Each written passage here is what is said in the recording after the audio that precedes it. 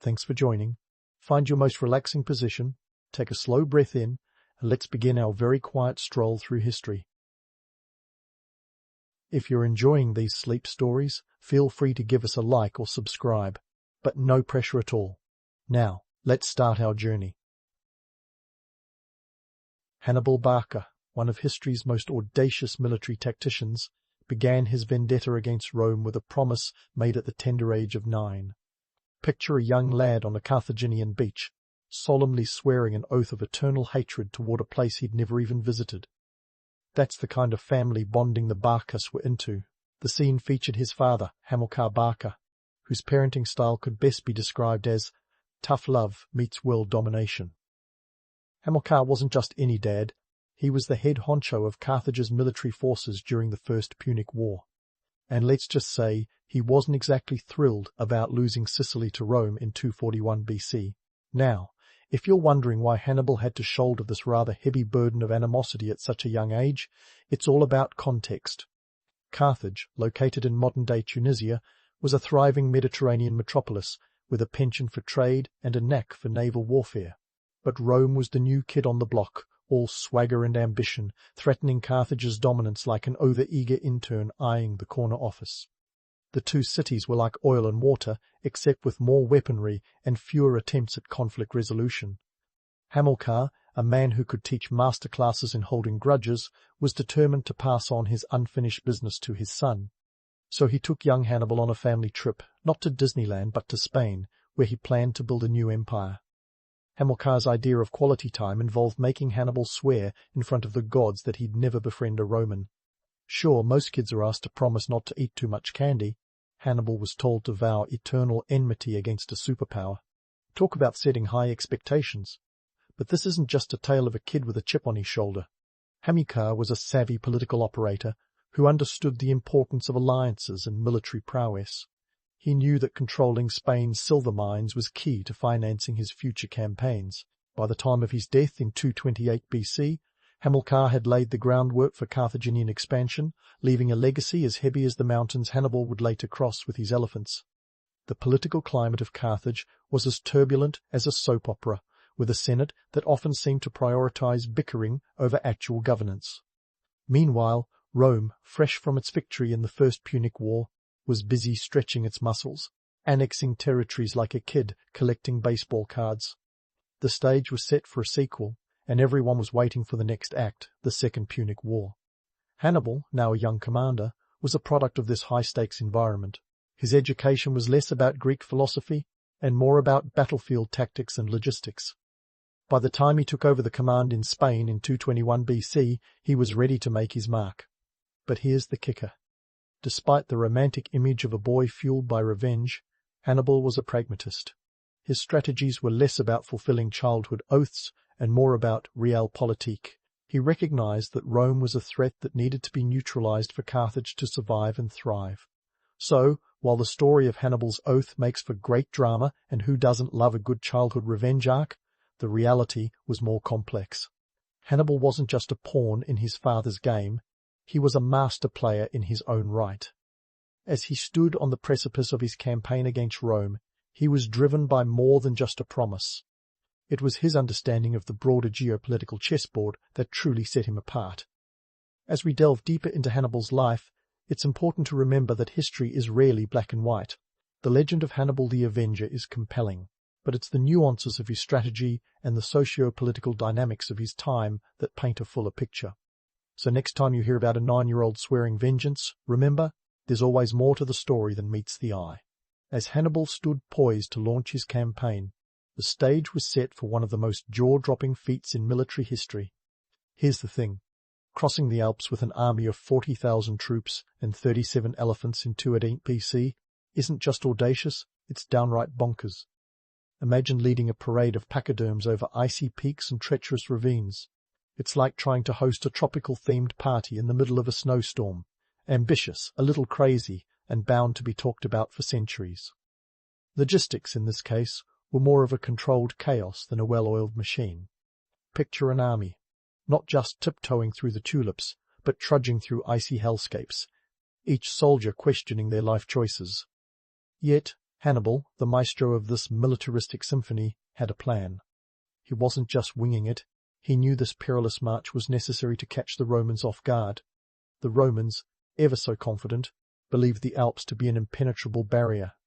They clearly underestimated Carthaginian chutzpah and the practicalities of ancient warfare. Now, let's talk numbers. Hannibal started with roughly 40,000 infantry and 12,000 cavalry, a hefty force that would make even the most seasoned general feel a bit sweaty under the collar. But as the army began its Alpine adventure, attrition rates skyrocketed. By the time they descended into Italy, Hannibal's forces had dwindled dramatically. Historians estimate he lost over half his men to the Alpine elements and hostile tribes. And the elephants? Spoiler alert, only a handful survived the trip. Apparently even these mighty creatures, the tanks of the ancient world, weren't built for mountain climbing. But what about the romance of the legend? The vision of elephants majestically scaling the Alps is a historical heartstring tugger. It's the sort of tale that makes you want to believe in the impossible. Yet, the reality was far less glamorous. The march was a grueling test of endurance, with soldiers and animals alike battling frostbite, starvation, and exhaustion. Imagine being a Carthaginian soldier, your feet numb with cold, your stomach rumbling louder than a Roman legion, all while trying to coax an elephant over a slippery pass. It's not exactly the stuff of epic poetry, but it is undeniably epic in its sheer madness. The economic context behind this march also deserves a nod. Carthage was no longer the naval powerhouse it once was, and financing a war across the Mediterranean wasn't like swiping a credit card. It was more akin to emptying the piggy bank and hoping for the best. Hannibal had to rely on the resources gathered from his Spanish conquests, including silver from the mines of Andalusia, to fund his campaign. But silver doesn't feed an army, and as supplies dwindled, Hannibal's men had to forage from the land, often clashing with the local tribes who weren't exactly rolling out the welcome mat. Politically, Hannibal's march was as much about sending a message as it was about strategic positioning. By crossing the Alps, he was thumbing his nose at Rome, proving that no obstacle was too great for Carthaginian resolve.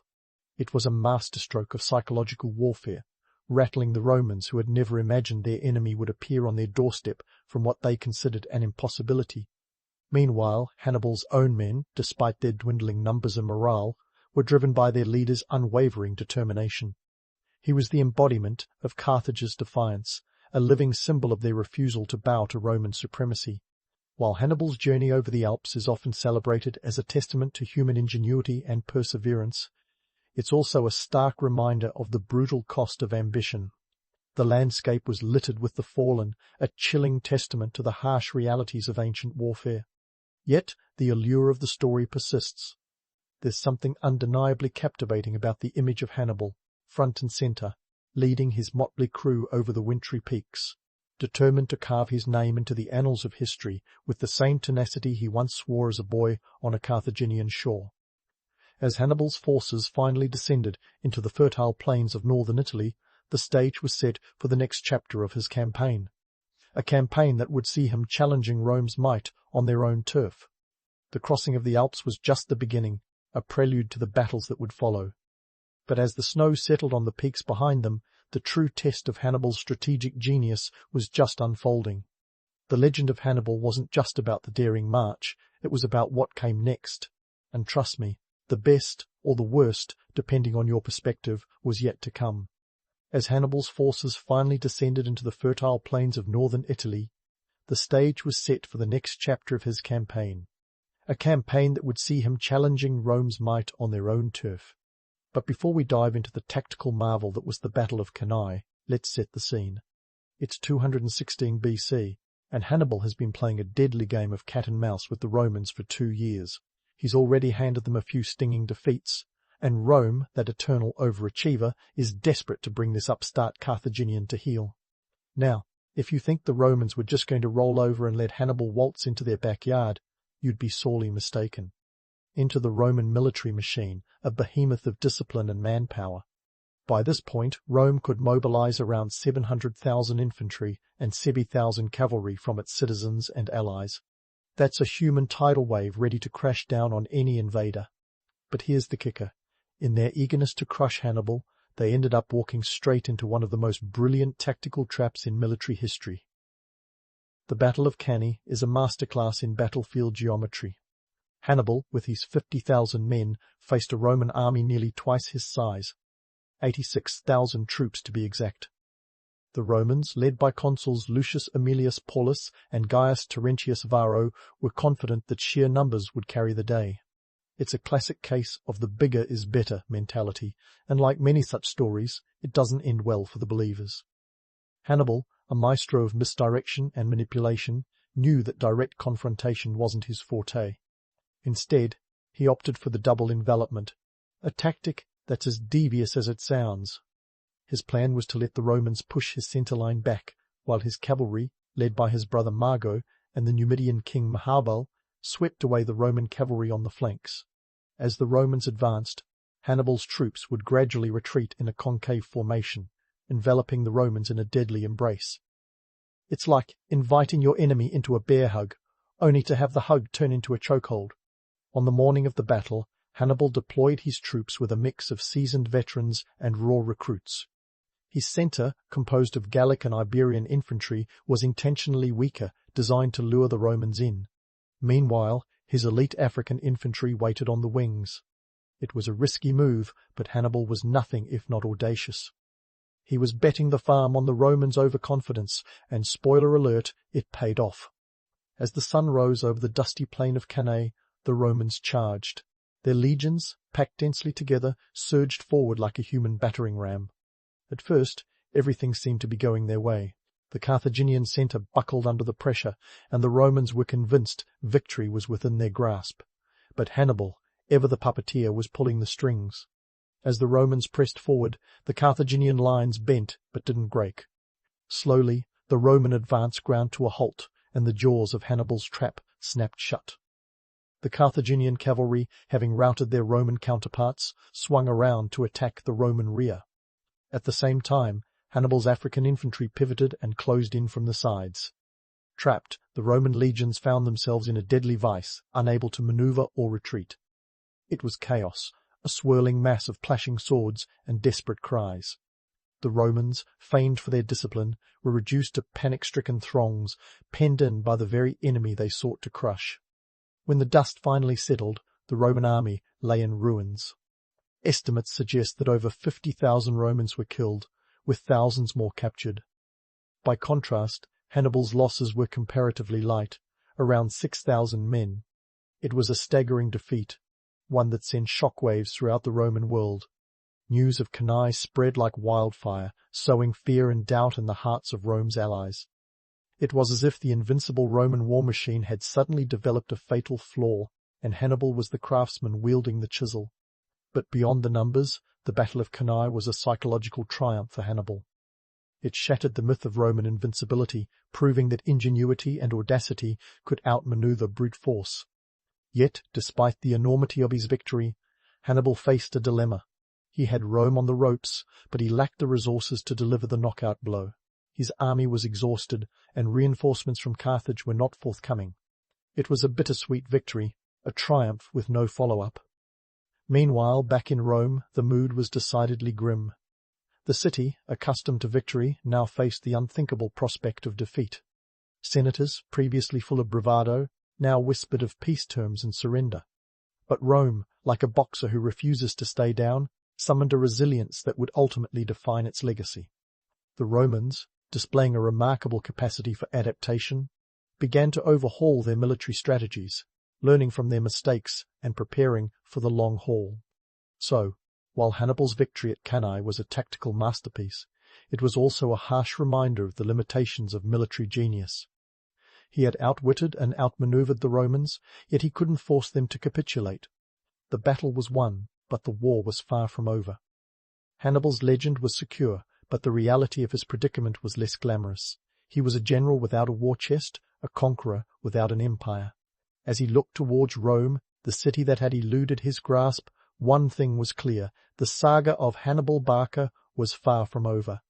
As Hannibal gazed at the city of Rome still standing defiantly intact, the war's brutal calculus stared back. Winning battles didn't always equate to winning wars, especially when your supply lines resembled a frayed rope rather than a sturdy chain.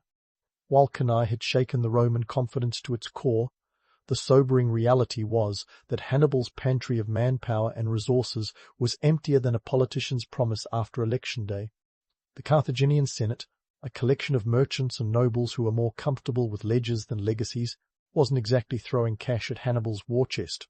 Instead, they were busy debating the merits of negotiation versus continued aggression, all while sipping fine wine and avoiding any actual commitment. Let's break down the predicament. Hannibal was the military rock star of his age, but his home city of Carthage was less than enthused about funding his European tour. It's like being the hottest band in town, but your record label refuses to pay for your world tour because they're worried about the cost of guitar strings. The Carthaginian oligarchs, wary of another protracted war like the First Punic War, were reluctant to throw good money after Hannibal's audacious campaign, especially given their own economic woes. Silver from Spain could only stretch so far, and Carthage was still licking its wounds from the last time it tried to go toe-to-toe with Rome. Meanwhile, Rome, that eternal overachiever, was undergoing a metamorphosis of its own. After the debacle at Cannae, the Roman Senate, instead of crumbling like a poorly baked souffle, decided to double down on military reform. They expanded their recruitment efforts, drawing more soldiers from their vast network of allies. Talk about a comeback. Rome's ability to replenish its armies was the ancient equivalent of a company that just declared bankruptcy and then announced a new product line the next day. It was a testament to the Roman political machine's resilience and a warning to any would-be conquerors that Rome wasn't going down without a fight. But the economic strain on both sides was palpable. Hannibal's campaign was like a big-budget movie that couldn't get the green light for a sequel. His army, though brilliant, was an expensive beast to maintain.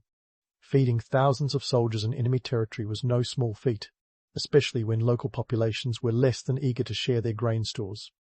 The Romans, conversely, were redistributing their wealth like a frantic game of Monopoly, mortgaging properties and rallying resources to keep their war machine chugging along. It was a delicate balancing act, like trying to maintain a smile while your shoes are on fire. Now, if Hannibal had been expecting a hero's welcome back in Carthage, he'd have been sorely disappointed. The Carthaginian elite were a fickle bunch, more preoccupied with their commercial interests than with military glory. Sure, they appreciated a good victory as much as the next city, but they weren't about to bankrupt themselves for the sake of a few more battles. The Carthaginian Senate's refusal to send substantial reinforcements or funds was like a slap in the face with a velvet glove softened by polite words but still stinging. In Carthage, the political landscape was as unpredictable as a cat on a hot tin roof. The Barcid faction, loyal to Hannibal, was in constant tussle with the Hanno faction, which was more concerned with protecting Carthage's domestic interests than expanding its territories. It was a classic case of internal squabbling taking precedence over external threats. This political inertia meant that Hannibal was left to his own devices, relying on the support of local tribes and whatever spoils of war his army could muster. The Carthaginian Senate's reluctance to fully back Hannibal was a decision steeped in economic caution, but it was also a missed opportunity to press their advantage.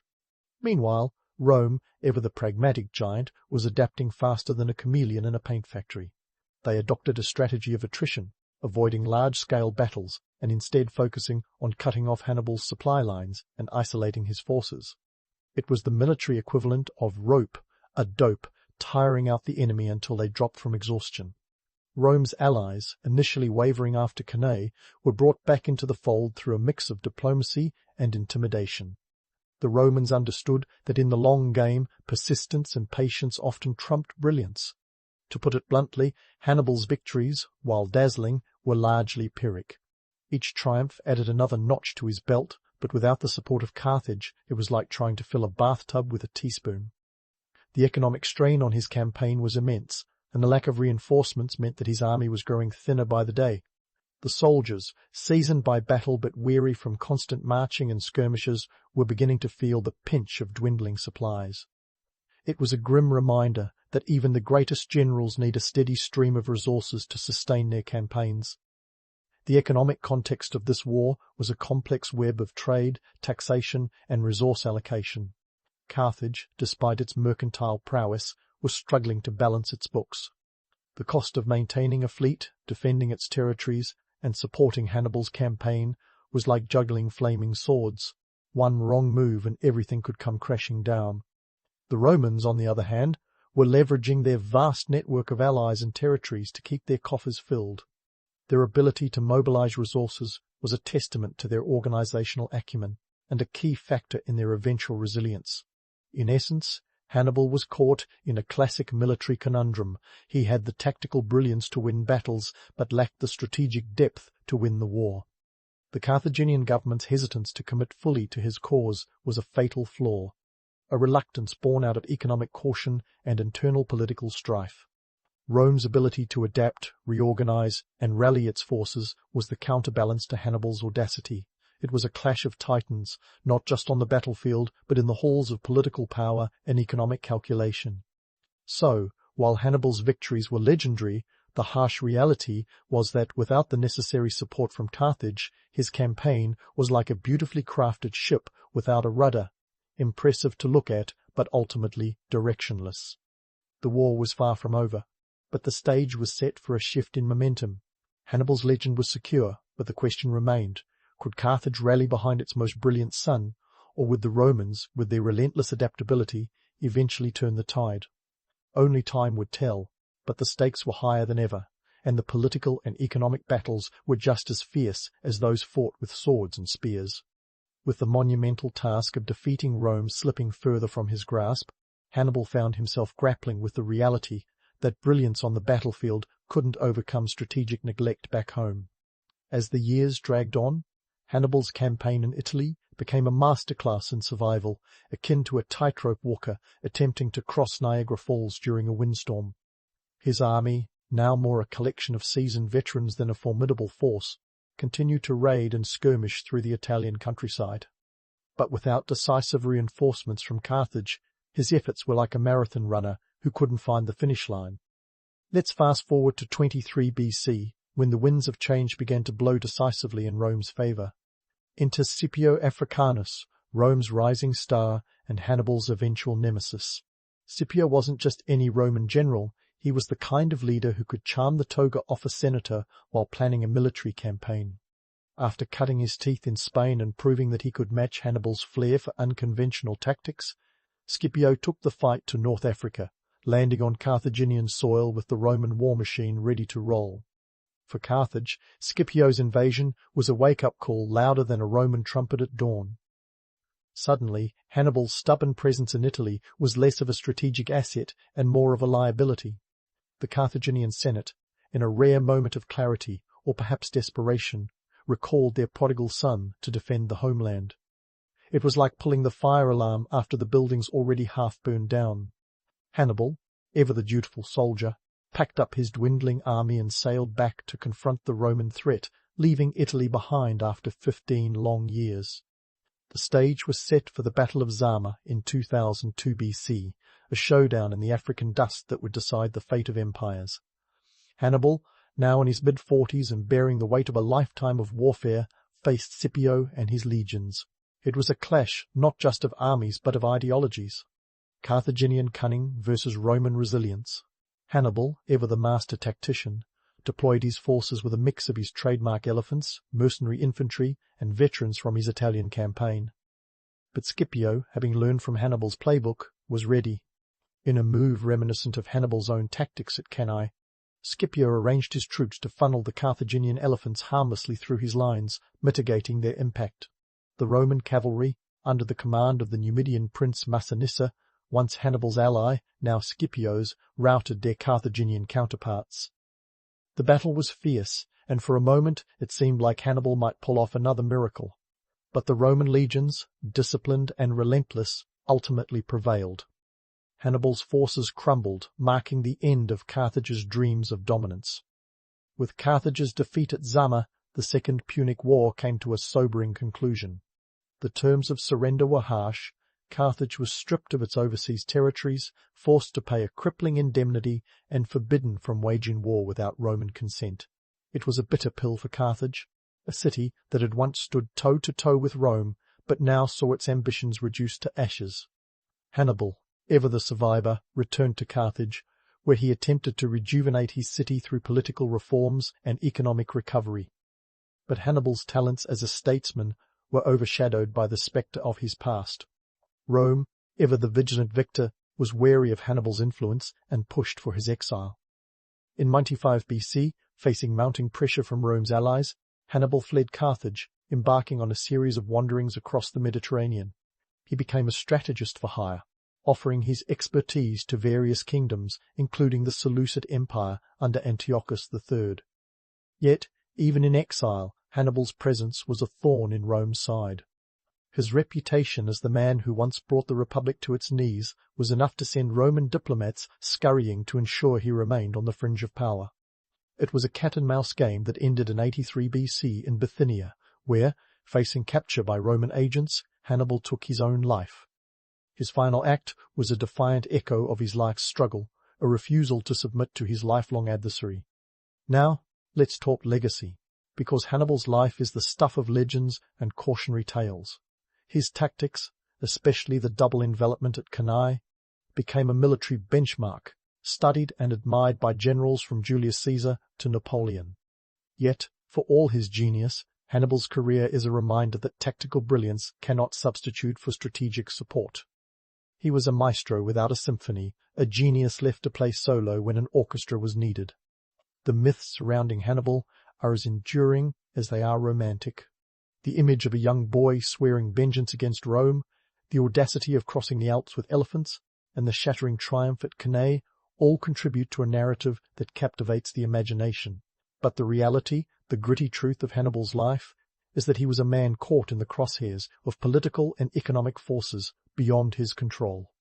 His failures were as instructive as his successes, showing that even the mightiest warriors need more than courage and cunning. They need the unwavering support of their homeland. In the end, how history remembers Hannibal depends on which lens you use. Through the romantic lens, he's the quintessential underdog, the brilliant general who dared to challenge the might of Rome. Through the realist lens, he's a cautionary tale of ambition, unmoored by the practicalities of politics and economics. His legacy is a tapestry of triumph and tragedy, woven with threads of audacity, ingenuity, and unfulfilled potential. So, as you drift off to sleep, pondering the lessons of Hannibal's life, consider this. History is as much about what could have been as it is about what was. Hannibal's story is a reminder that human endeavours, no matter how grand, are bound by the limits of their time. His legacy endures, a testament to the power of vision and the sobering truth that even the most legendary figures are, in the end, only human. The ancient Druids. Say those words, and suddenly everyone's picturing some bearded fellow in a toga waving a stick of mistletoe around like it's the latest iPhone. But these folks were doing a lot more than just inventing the world's first awkward holiday tradition. In fact, they were the real movers and shakers of the Celtic world from about 500 BCE to 300 CE. Think of them as the OG influencers, but instead of Instagram filters, they had a knack for oratory, a deep connection to nature, and, yes, a few mystical rituals that made them the rock stars of their day. Druids held a unique place in Celtic society, straddling the line between religious leaders, legal advisors, and community philosophers. They were like a combination of your local priest, lawyer, and that wise old grandparent who always seems to know just what to say. The Celts, spread across what we now call Britain, Ireland, and parts of France, looked to these enigmatic figures for guidance on everything from spiritual matters to legal disputes. It wasn't just about chanting in forests under the moonlight, it was about wielding real influence and power. To get a sense of just how important Druids were, consider this: they were exempt from military service and paid no taxes. Now, if that doesn't sound like a sweet gig, I don't know what does. In a world where everyone else had to worry about the next tribal skirmish or how to appease the local tax collector, Druids were free to focus on more philosophical pursuits. This exemption wasn't just a perk, it was a recognition of their vital role in maintaining the social fabric. They were the keepers of knowledge and tradition in a world where oral history was king. Of course, let's not get too starry-eyed here. The Druids' influence wasn't all wisdom and benevolence. Their rituals could be, shall we say, a bit intense. The Roman historian Tacitus, never one to mince words, describes some of the more gruesome ceremonies that allegedly involved human sacrifice. Now, Whether this is Roman propaganda or a bit of truth sprinkled with dramatic flair is up for debate. But it's safe to say the Druids had a reputation that made even the toughest Roman legionnaire a little queasy. Despite this, the Druids were a binding force among the Celtic tribes, which could be as fractious as a family reunion where no one agrees on the playlist. They served as mediators, teachers, and wise counselors. Their training was no walk in the park either. It could take up to 20 years to become a full-fledged Druid. This wasn't just memorizing a few spells and calling it a day. It was an immersive education in philosophy, astronomy, and natural science. Think less Hogwarts and more the Platonic Academy with a side of herbalism. But what about that mistletoe, you ask?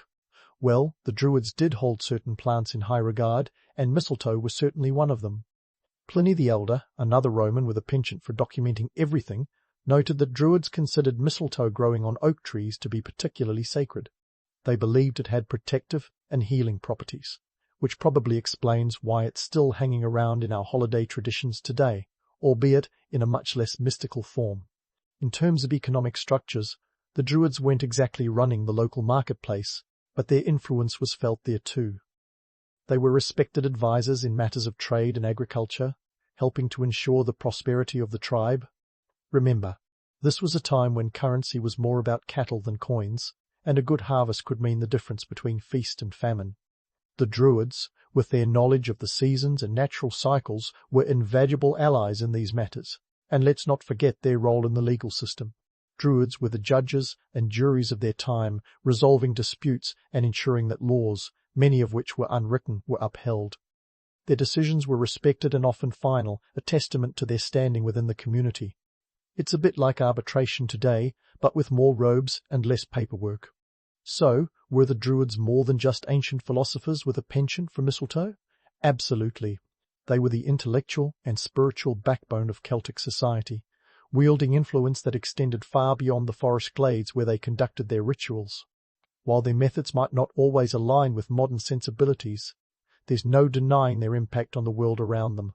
As we continue to unravel their mysteries, one thing is clear. These ancient sages were far more complex than any romanticized image can capture. And as we'll see in the next part of our journey, their story is just getting started.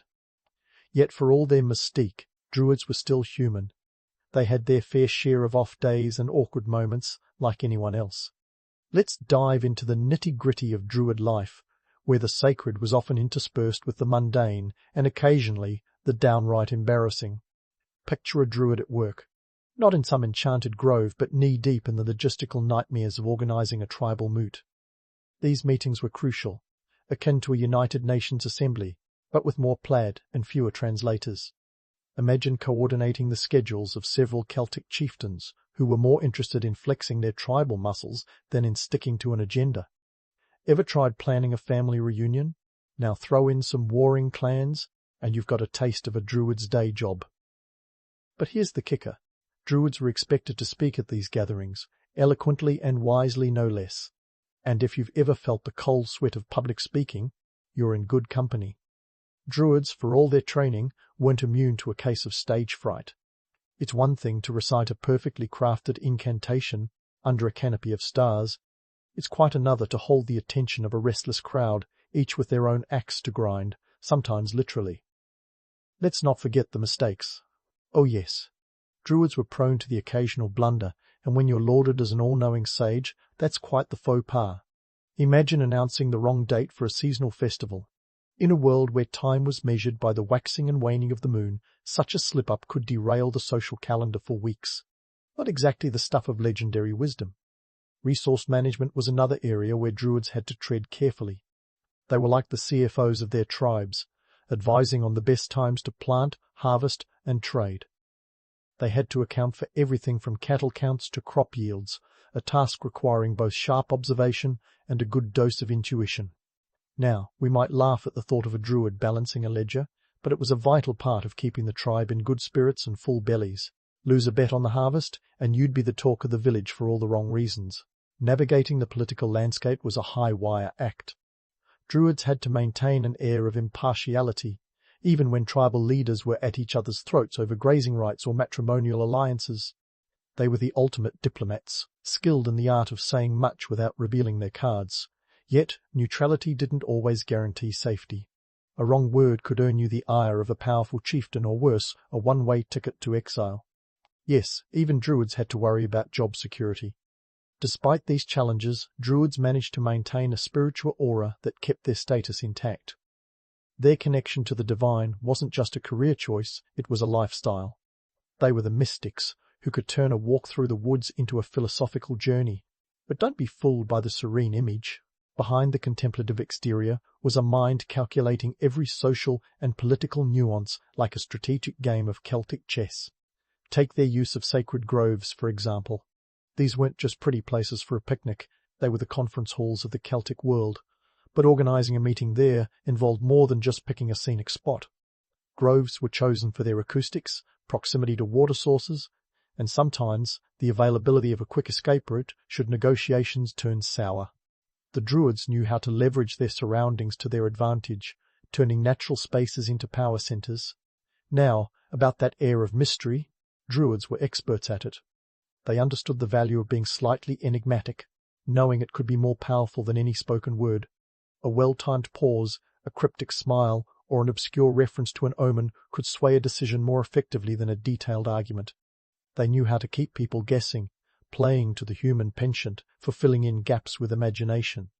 And yet, for all their wisdom and strategy, Druids were not immune to the whims of fate. They lived in a world where the unpredictable was the norm, where one day you were a revered sage and the next you were explaining why the sun didn't rise at the expected hour. But perhaps it was this very unpredictability that kept them grounded, reminding them, and us, that even the most revered figures can't control everything. So, while the Druids might have seemed like mystical sages with all the answers, they were also just trying to navigate the chaos of life, one ritual at a time. Their story is a testament to the power of knowledge, strategy, and a little bit of theatre. And as we continue to peel back the layers of their enigmatic world, we find that the line between legend and reality is as thin as a Druid's patience during a particularly long moot. The next part of our journey promises to delve deeper into how these ancient figures balanced their roles with the ever-looming presence of external threats and changing times. Stay tuned as the tale of the Druids continues to unfold. And speaking of unpredictability, few things were as shrouded in mystery and intrigue as the Druids' ritual practices.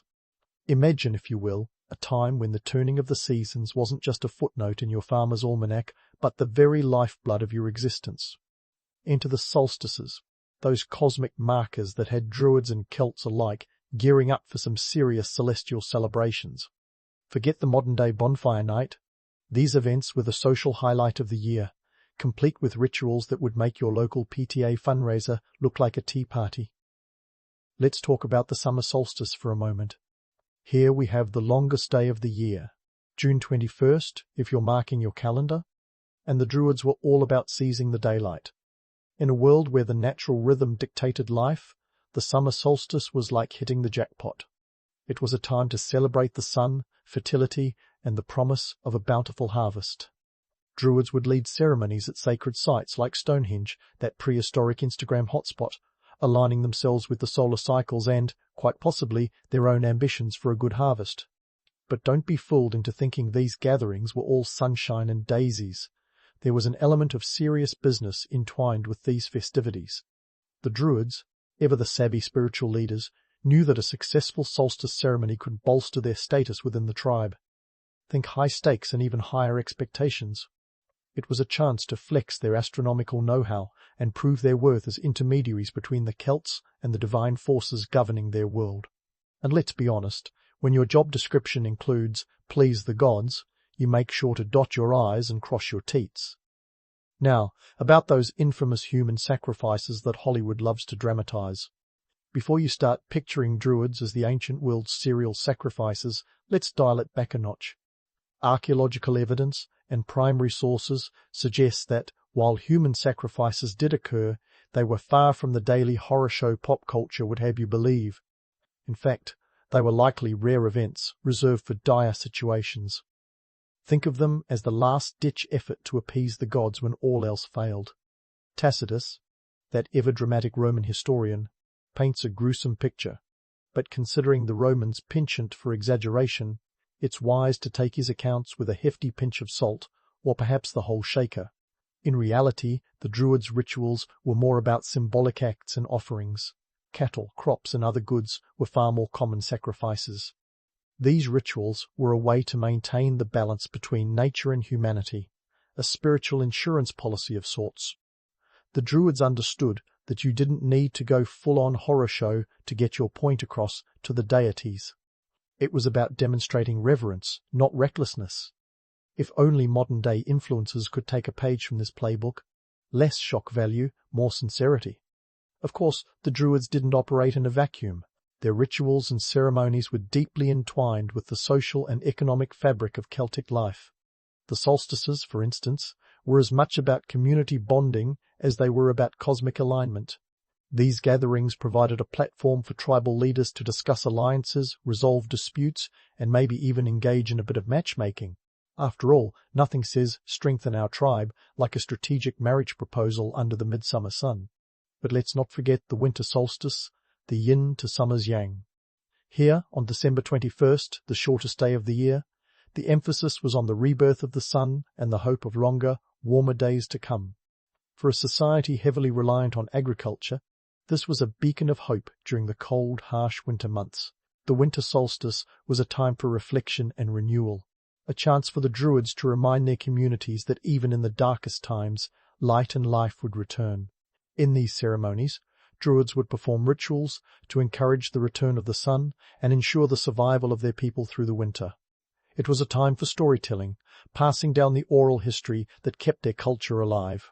It's a touching reminder that, even in ancient times, people found comfort in stories, a tradition that continues to this day, albeit with fewer stone circles and more streaming services.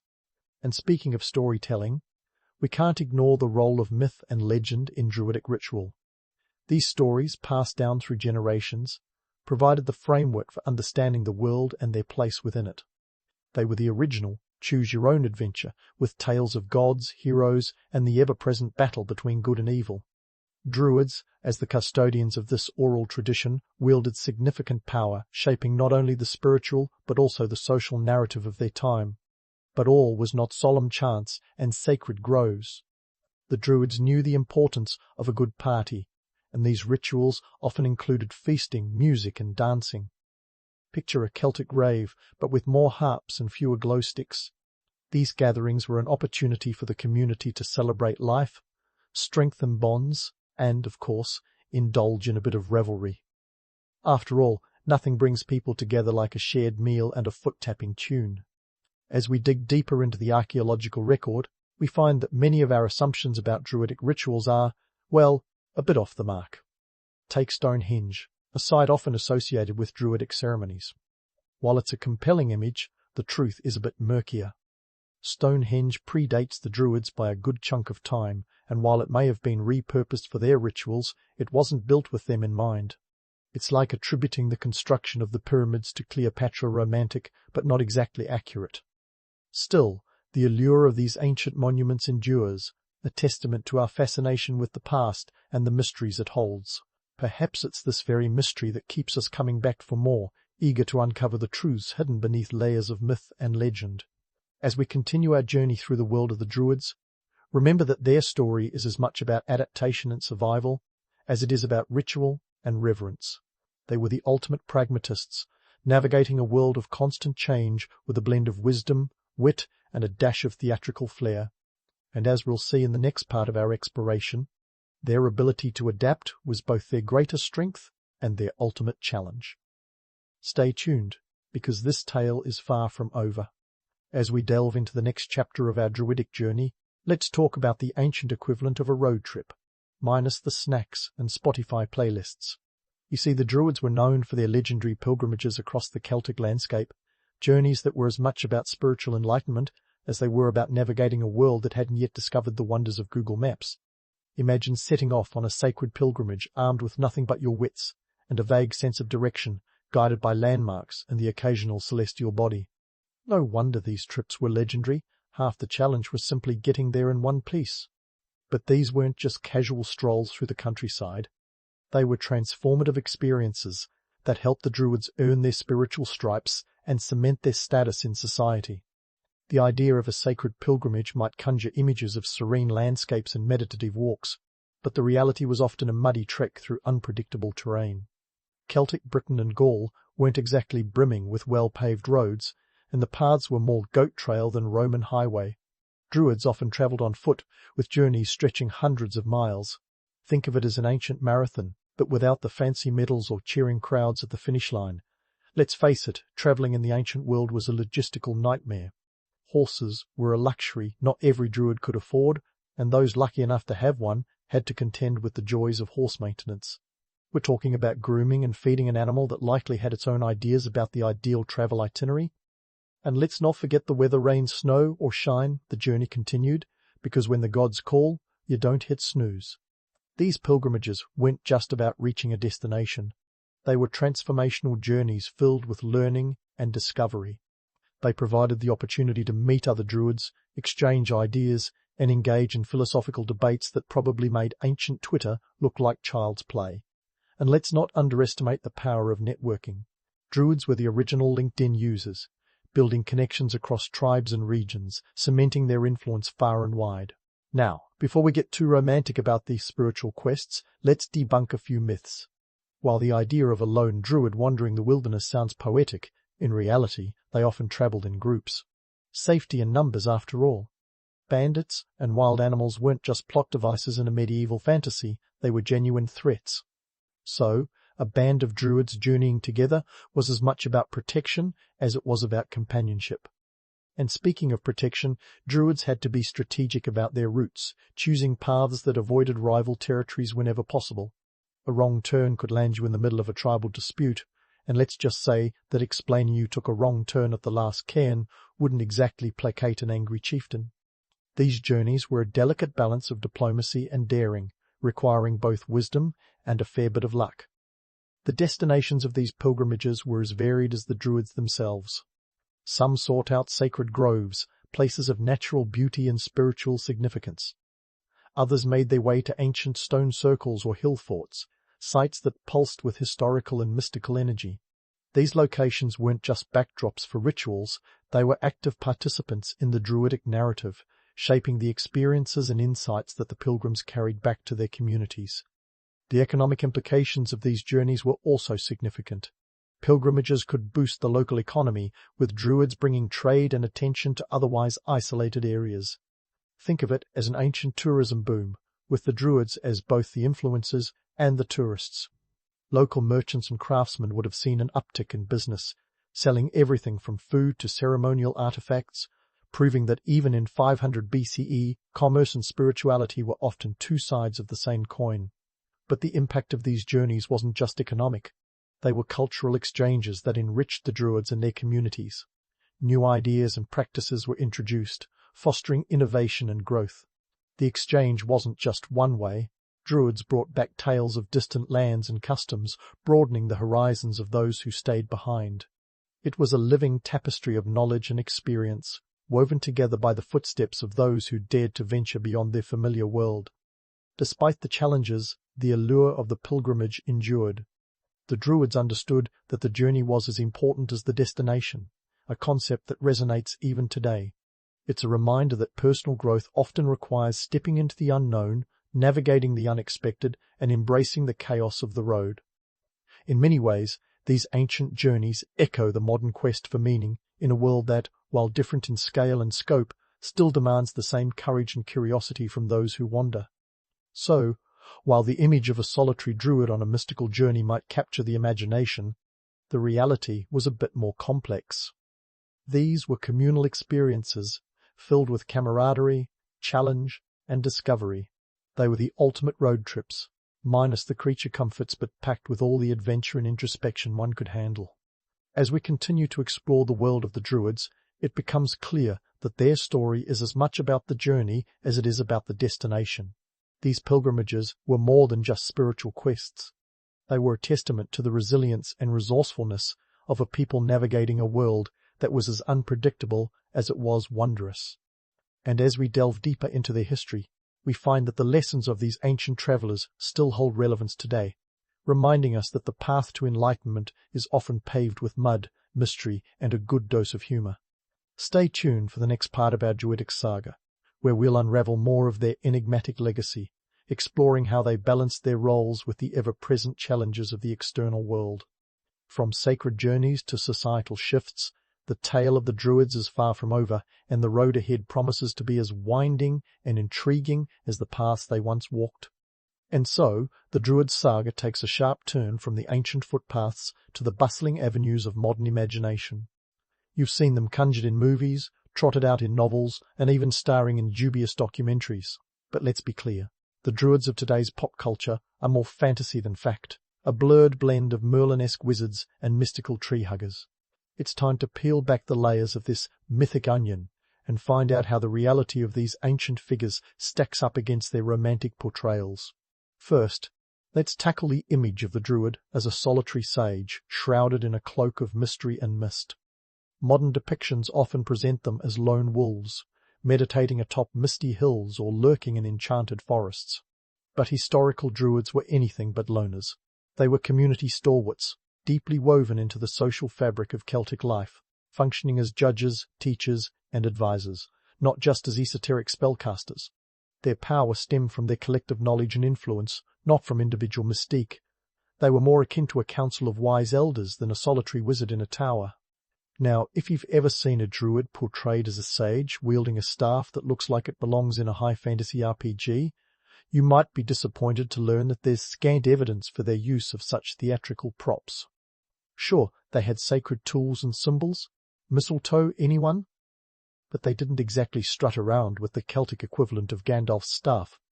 Their real power lay in their words and wisdom, not in the flash of their accessories. They were orators, not magicians. Let's not forget the popular notion that Druids were all about human sacrifice.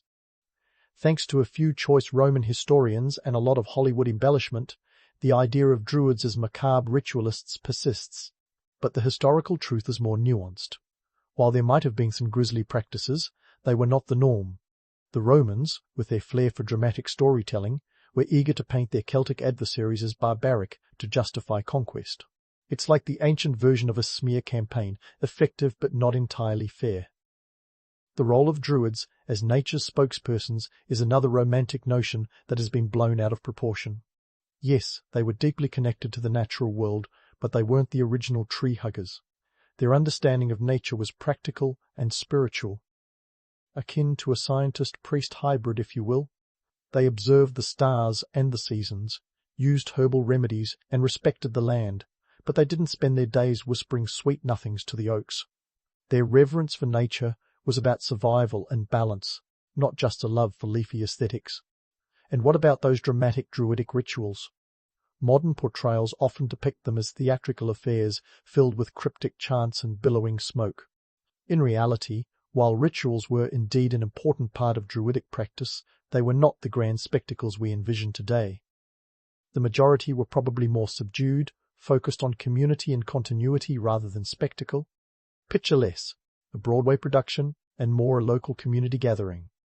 The romanticized image of Druids as the ultimate keepers of secret knowledge also deserves a reality check. While they were undoubtedly wise and well-educated, spending up to 20 years in training, the idea that they held some ancient, mystical knowledge that could unlock the universe is a bit far-fetched. Their knowledge was grounded in the practicalities of life and the spiritual needs of their communities. They weren't hoarding arcane secrets like some medieval librarians with a penchant for the occult. So, what would a Druid think of their portrayal in today's media? They'd probably raise an eyebrow at the dramatic liberties taken with their legacy. Imagine them scrolling through a streaming service, shaking their heads at the inaccuracies, yet perhaps chuckling at the sheer creativity. They might appreciate the enduring fascination with their culture, even if it's wrapped in layers of myth. After all, they knew the power of a good story and how it could shape perceptions, though they'd likely prefer one that hits a bit closer to home. If we strip away the modern embellishments, what remains is a legacy that's both subtle and profound.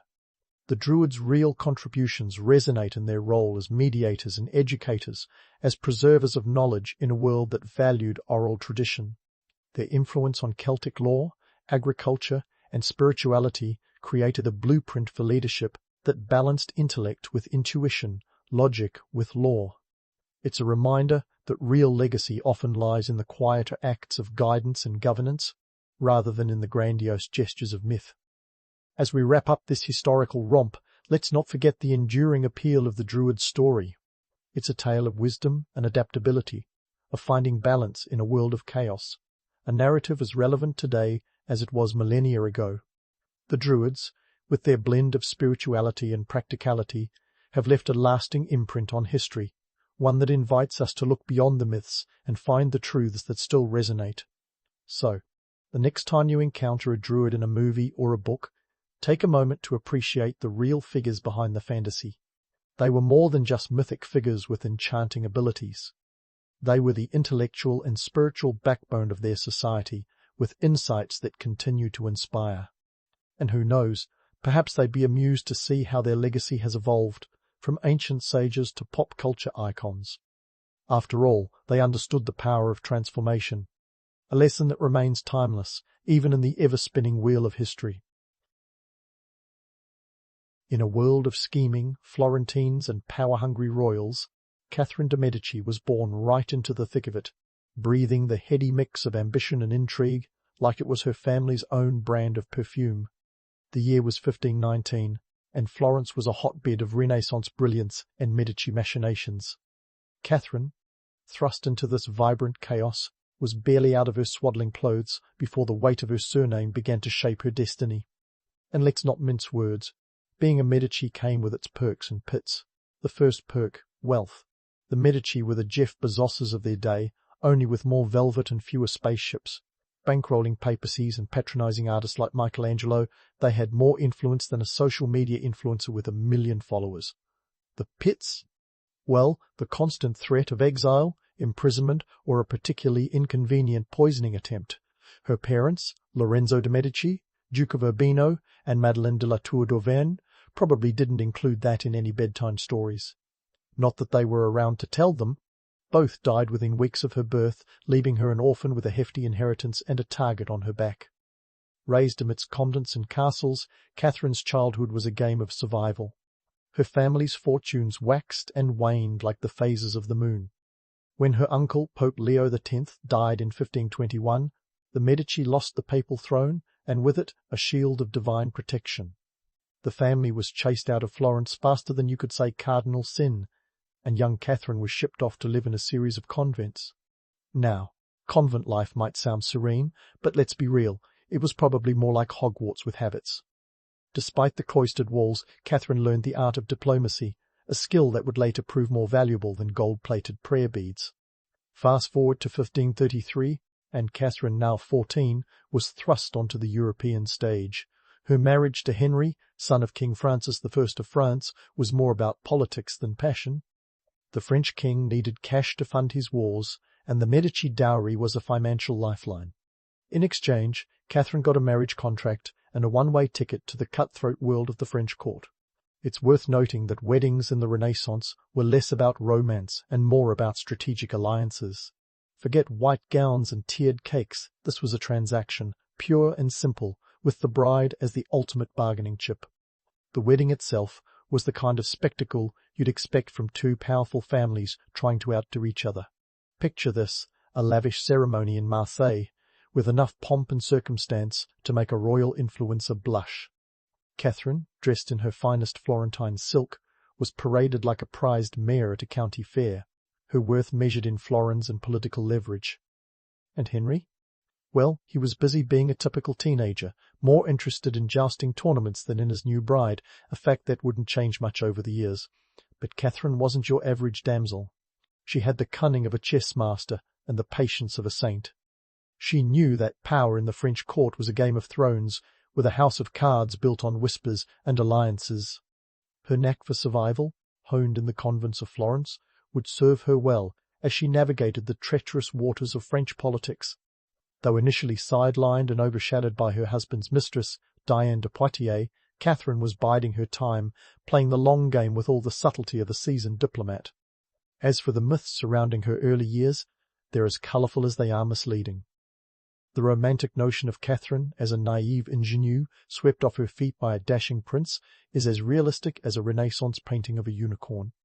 In reality, she was a sharp-witted survivor, her innocence tempered by the harsh realities of her upbringing.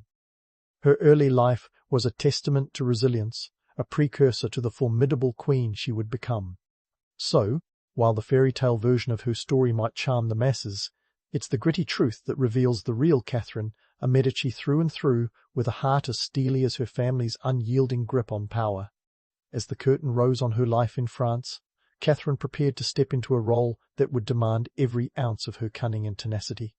The stage was set, the players assembled, and Catherine de' Medici was ready to take her place in history, not as a pawn, but as a queen in the making.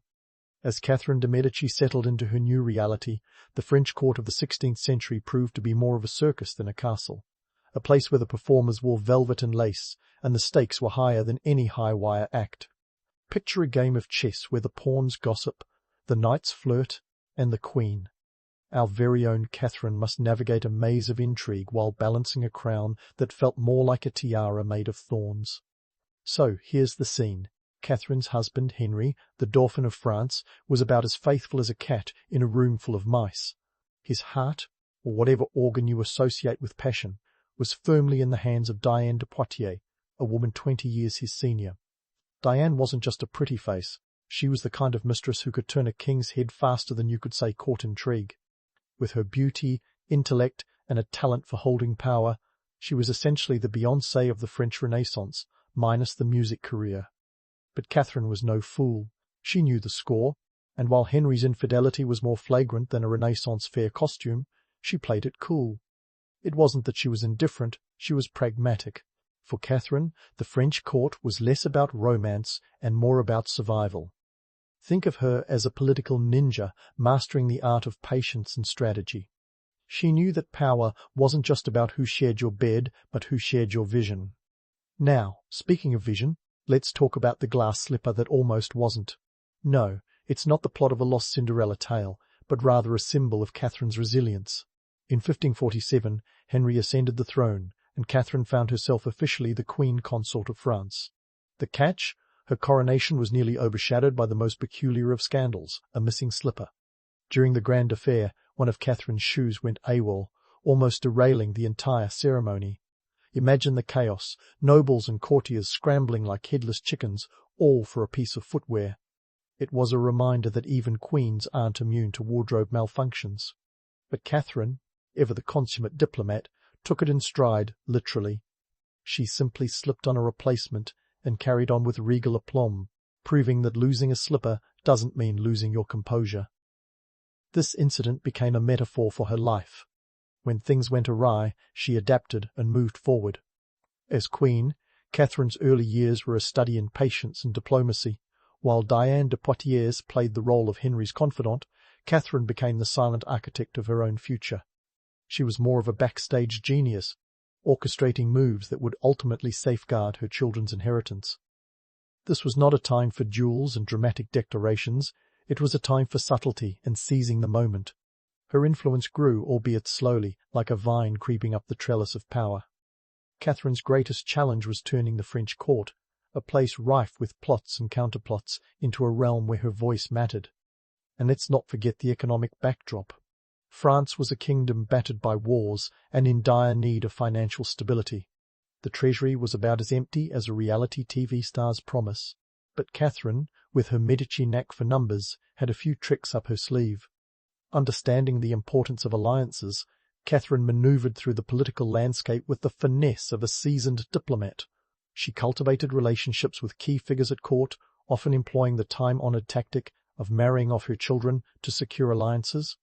In the Game of Thrones that was the French court, Catherine played her pieces with precision, turning familial bonds into political capital. Yet her greatest test was still to come. As the French wars of religion loomed on the horizon, Catherine's role would shift from that of a queen consort to a queen mother, a transformation that would demand every ounce of her diplomatic skill and political savvy. But that's a story for another day. For now, we leave Catherine amidst the tumult of court life, a woman whose strength lay not in overt displays of power, but in the quiet, relentless pursuit of her family's survival. The stage was set for her to emerge not just as a player in the game, but as a master of it. Stay tuned, because Catherine de' Medici's story is just warming up, and trust me, it's about to get even more complicated. Catherine de' Medici's journey was just beginning to pick up speed, like a runaway carriage careening down a cobblestone street. When Henry II met his untimely end in 1559, thanks to an ill-fated jousting accident that made Renaissance sporting events seem as safe as a game of dodgeball in a minefield, Catherine was thrust into the political spotlight. With her husband gone and her son Francis II barely 15, Catherine was suddenly the de facto power behind the throne, a regent in all but name.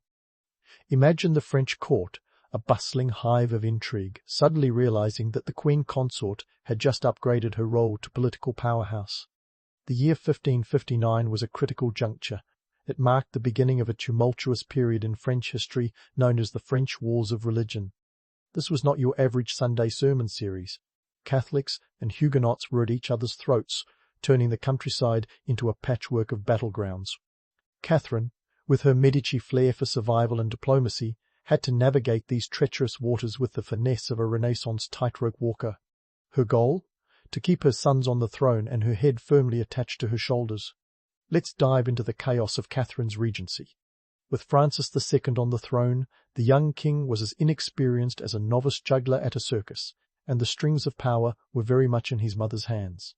Catherine was a maestro of political manoeuvring, orchestrating alliances and balancing the scales between Catholic and Protestant factions.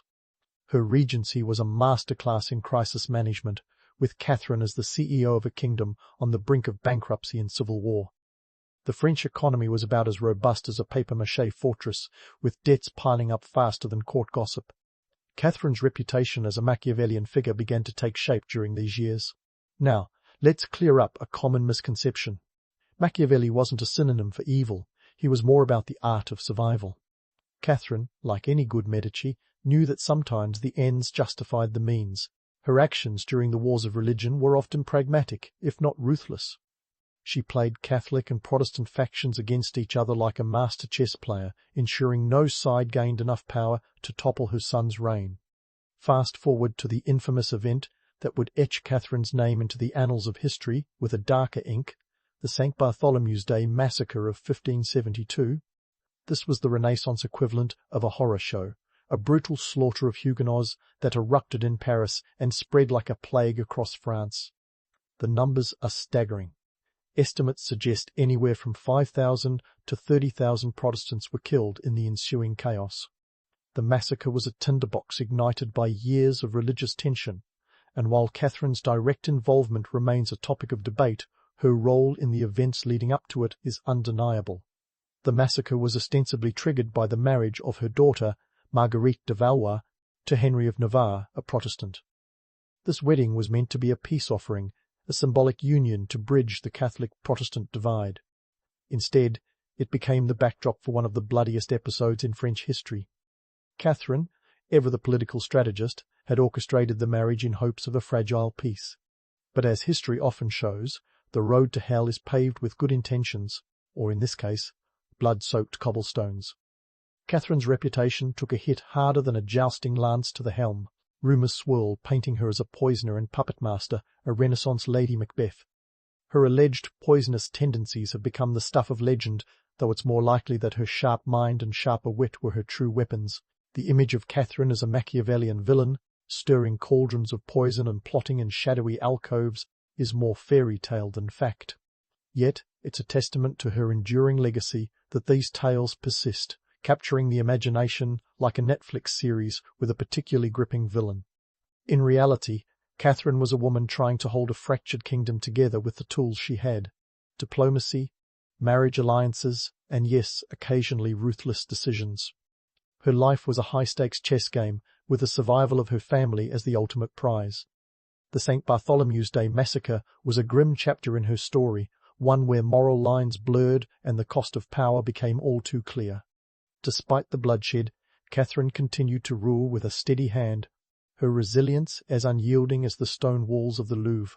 Her sons, the last of the Valois line, were pawns in a game far larger than themselves, a game where Catherine played both queen and kingmaker.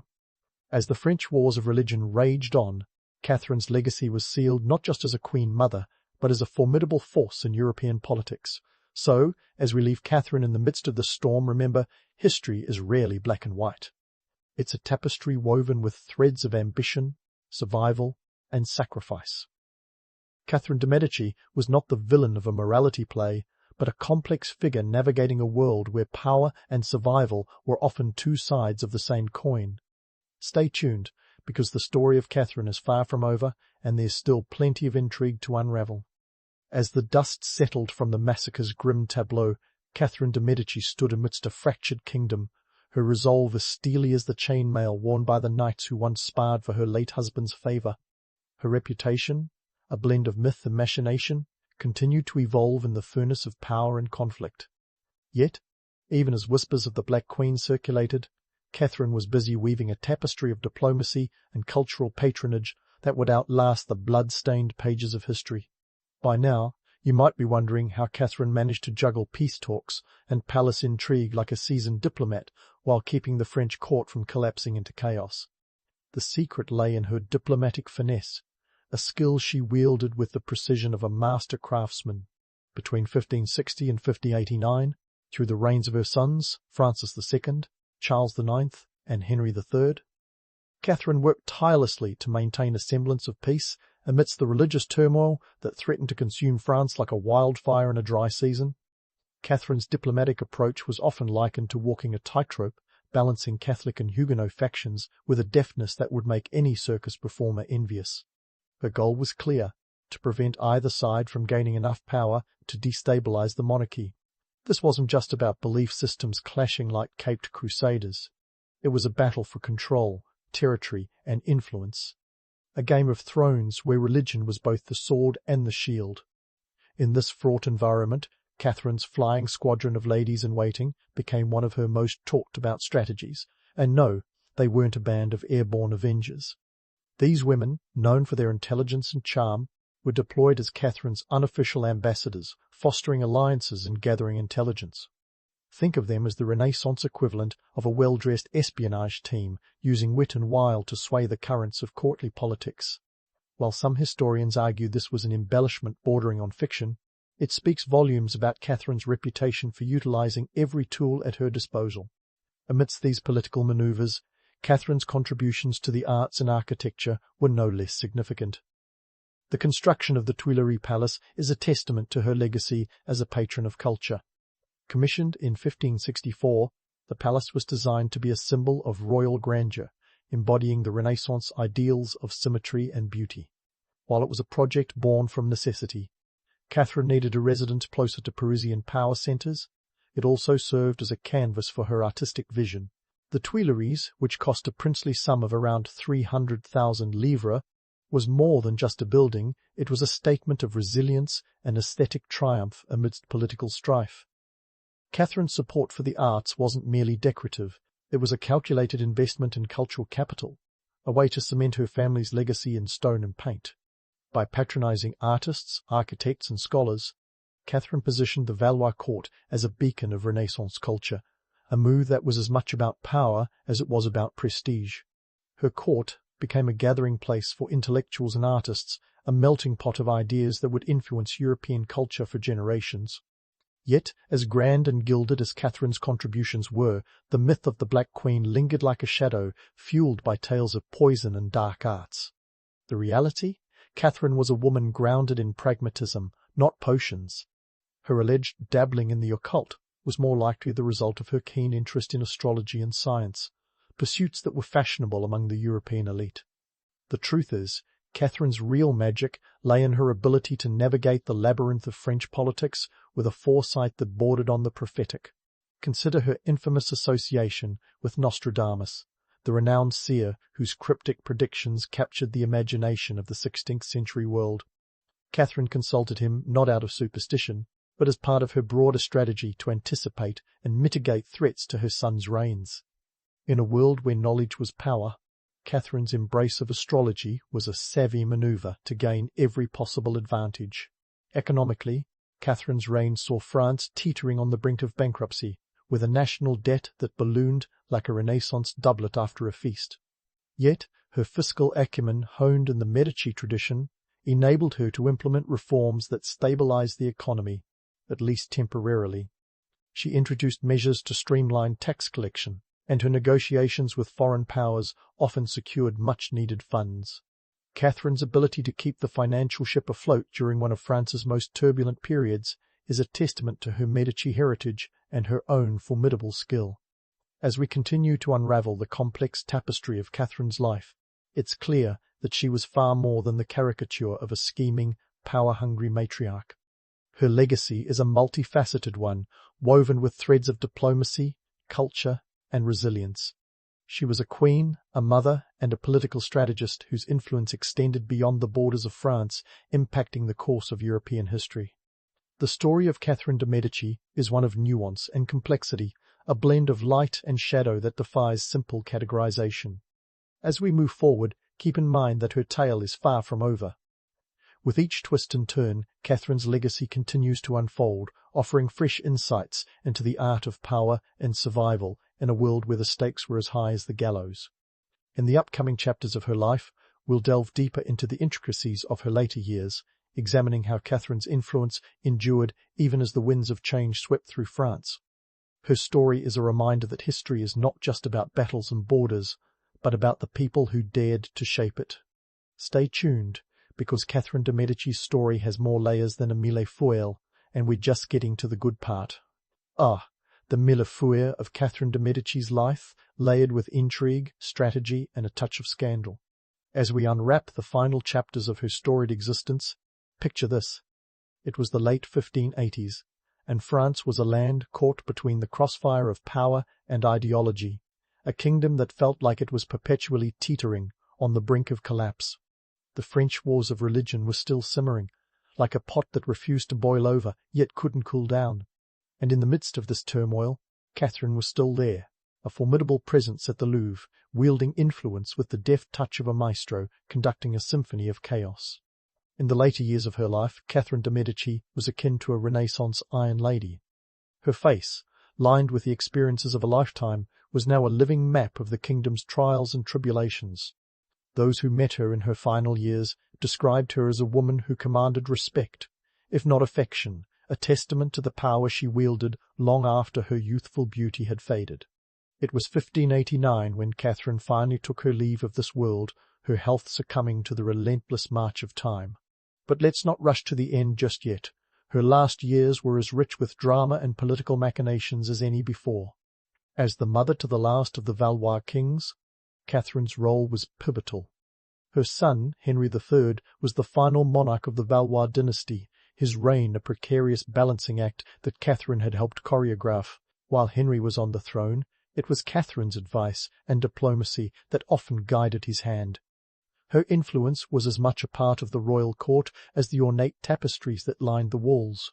Yet, even her seasoned political instincts couldn't completely shield her family from the shifting sands of power.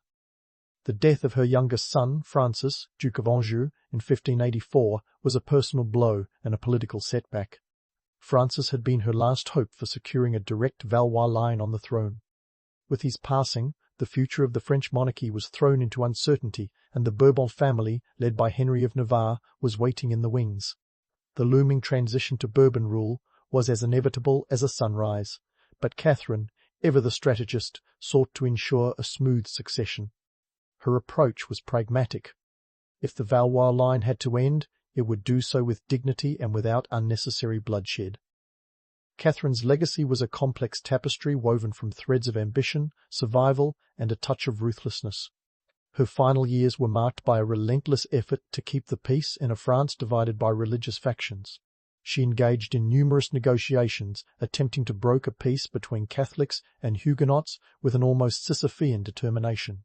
But the political landscape was as treacherous as ever, a house of cards teetering with the slightest breeze of discord.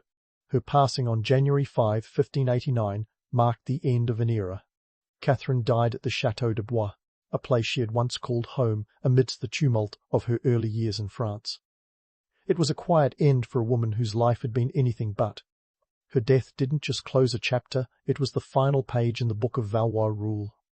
The Bourbon dynasty was poised to take over, with Henry of Navarre eventually ascending the throne as Henry IV. The transition wasn't without its bumps, more like a rocky road with a few dramatic cliffs, but the Bourbon era had officially begun. So, what do we make of Catherine de' Medici? Was she a villain, a victim, or merely a woman making bold decisions in a man's world? The answer is as layered as her story. To some, she was the archetypal Machiavellian figure, her reputation marred by tales of poison and dark arts. These myths, seductive in their drama, often overshadow the reality of her intellect and political acumen. Catherine was a pragmatist in an age where idealism often led to the chopping block. She understood that power was rarely benevolent, and that the Game of Thrones required a strategic mind and, occasionally, a ruthless streak. Catherine's legacy is a testament to her resilience and her ability to wield power in a world dominated by men. Her life was a masterclass in the art of survival, a delicate dance between diplomacy and decisiveness. She was a patron of the arts, a savvy economist, and a political force whose influence is still studied today. Her impact on modern perceptions of female power is significant. She was a trailblazer who demonstrated that women could navigate the treacherous waters of politics with as much skill and cunning as any man.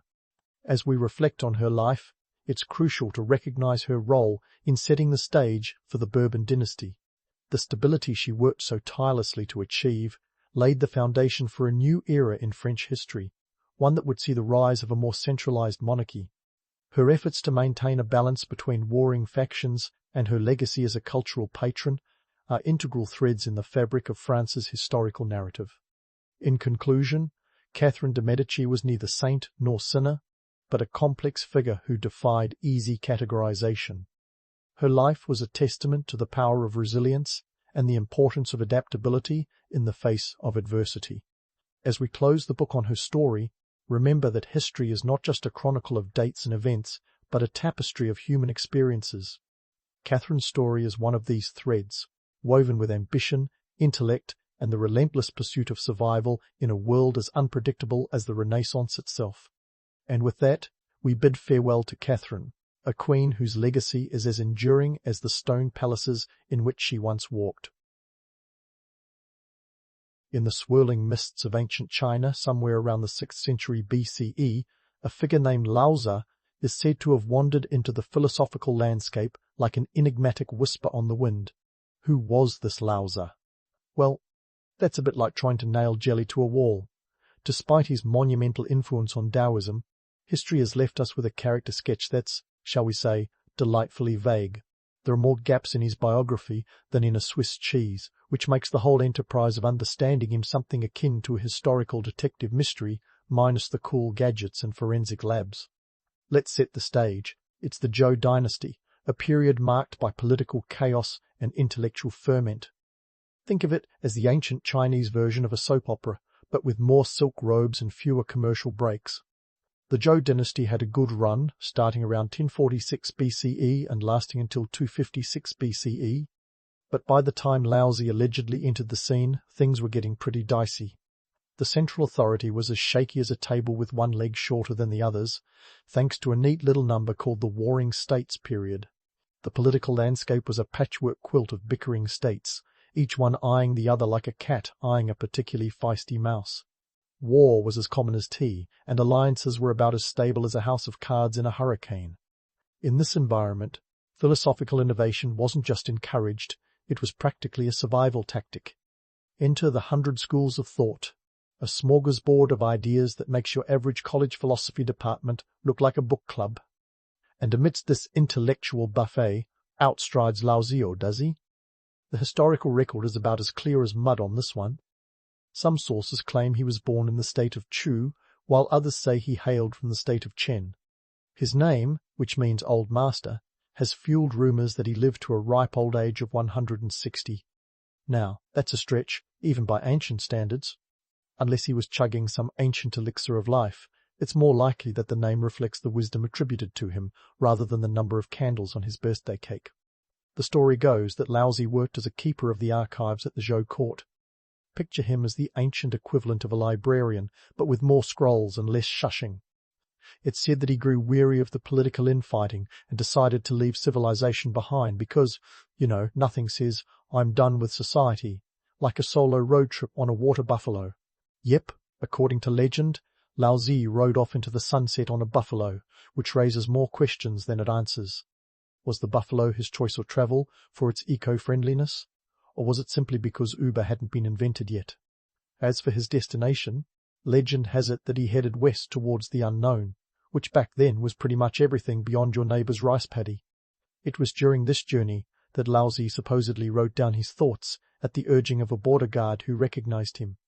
This collection of wisdom became the Tao Te Ching, a text so influential that it's been translated into more languages than Harry Potter. The Tao Te Ching itself is a masterclass in cryptic wisdom. It's like a fortune cookie on steroids, filled with paradoxes and poetic musings that would make a Zen koan look straightforward. Its main thrust is the concept of the Tao, or the Way, a force that flows through all things, uniting the universe in a harmonious dance. It's a bit like the Force from Star Wars, but without the lightsabers and space battles. Laozi's teachings emphasize simplicity, humility, and the importance of going with the flow. A philosophy that might sound like a lazy Saturday afternoon, but was actually a radical departure from the hierarchical and rigid thinking of the time. Now, before you start thinking that Laozi was some kind of ancient hippie, remember that his teachings were born out of a period where survival often depended on adaptability. The idea of following the natural order of things wasn't just philosophical, it was practical. In a world where rulers changed faster than fashion trends, the notion of yielding to the inevitable was not just appealing, but downright sensible. Despite or perhaps because of his elusive nature, Laozi's influence was profound. His teachings laid the groundwork for Taoism, a philosophy and religion that would go on to shape Chinese culture and thought for millennia. Yet, the man himself remains a shadowy figure, more legend than flesh and blood. Historians debate whether he was a single person, a composite of several thinkers, or even a fictional construct. It's the kind of debate that can keep scholars up at night, furrowing their brows over dusty tomes as they sip endless cups of tea. So, there you have it, a mysterious sage riding off into the unknown, leaving behind a legacy as enduring as it is enigmatic. The story of Laozi is as much about what we don't know as what we do, which is probably just how he would have liked it. After all, in the world of the Tao, the more you try to pin something down, the more it slips through your fingers. And isn't that the most tantalizing part of history, the way it dances just out of reach, whispering its secrets to those curious enough to listen? And so we segue from the swirling mists of legend to the tangible scrolls of wisdom, where Laozi's Tao Te Ching awaits like an ancient treasure chest of cryptic delights. Imagine cracking open a book that promises the secrets of the universe, yet offers up more riddles than answers. That's the Tao Te Ching for you. 49 chapters of philosophical gymnastics that could make even the most seasoned thinker wish for a simpler puzzle, like a Rubik's Cube. Laozi's magnum opus is a study in contradictions, but that's exactly the point. It's a text that dares you to embrace uncertainty and find harmony in chaos. Let's dive into one of its core concepts, Wu Wei, roughly translating to non-action or effortless action. Now, before you picture Laozi lounging in a hammock, sipping on a piña colada, let's clarify. Wu Wei isn't about doing nothing, it's about flowing with the natural order of things, like a leaf floating on a stream, or your cat knocking things off your desk with Zen-like precision. This philosophy might sound dreamy, but in a world where hustle culture reigns supreme, the notion of achieving more by doing less is nothing short of revolutionary. Think of Wu Wei as a counterbalance to the frenetic pace of life, a reminder that sometimes the best way to solve a problem is to stop trying so hard. It's a bit like what happens when you misplace your keys. The harder you search, the more elusive they become. But the moment you give up and decide to have a cup of tea instead, there they are, mocking you from the couch cushion. In a society that measures success by the sweat of your brow, Wu Wei is the ultimate life hack, an ancient antidote to modern burnout. But here's the rub. The Tao Te Ching, a text extolling the virtues of simplicity and letting go, has ironically become a cornerstone of complex philosophical discourse. You can't help but chuckle at the irony. a bit like a minimalist IKEA assembly guide that somehow requires a PhD to decipher. Over the centuries, scholars have pored over Laozi's words, dissecting every metaphor and paradox like a detective combing through a crime scene, each one convinced they've found the key to enlightenment. The impact of the Tao Te Ching on Chinese thought is as profound as it is pervasive. It's influenced everything from art and politics to medicine and martial arts. You could say it's the ancient equivalent of going viral, but without the help of cat videos or TikTok challenges. This little book has been translated into more languages than you can shake a chopstick at, inspiring everyone from emperors to artists and leaving its mark on cultures far beyond China's borders. But let's not get too carried away with the romance of Laozi's teachings. The Tao Te Ching isn't a step-by-step guide to happiness, nor is it a magic formula for peace. It's more like a philosophical mirror, reflecting your own beliefs and biases back at you, often in ways you least expect. The text's ambiguity is both its charm and its challenge, inviting readers to ponder, debate, and interpret its wisdom in a myriad of ways. And while we're on the subject of interpretation, let's address the ever-popular myth that reading the Tao Te Ching will instantly transform you into a serene sage, radiating calm like a human lava lamp. Spoiler alert, it won't. The text is more likely to leave you scratching your head than sitting cross-legged on a mountaintop.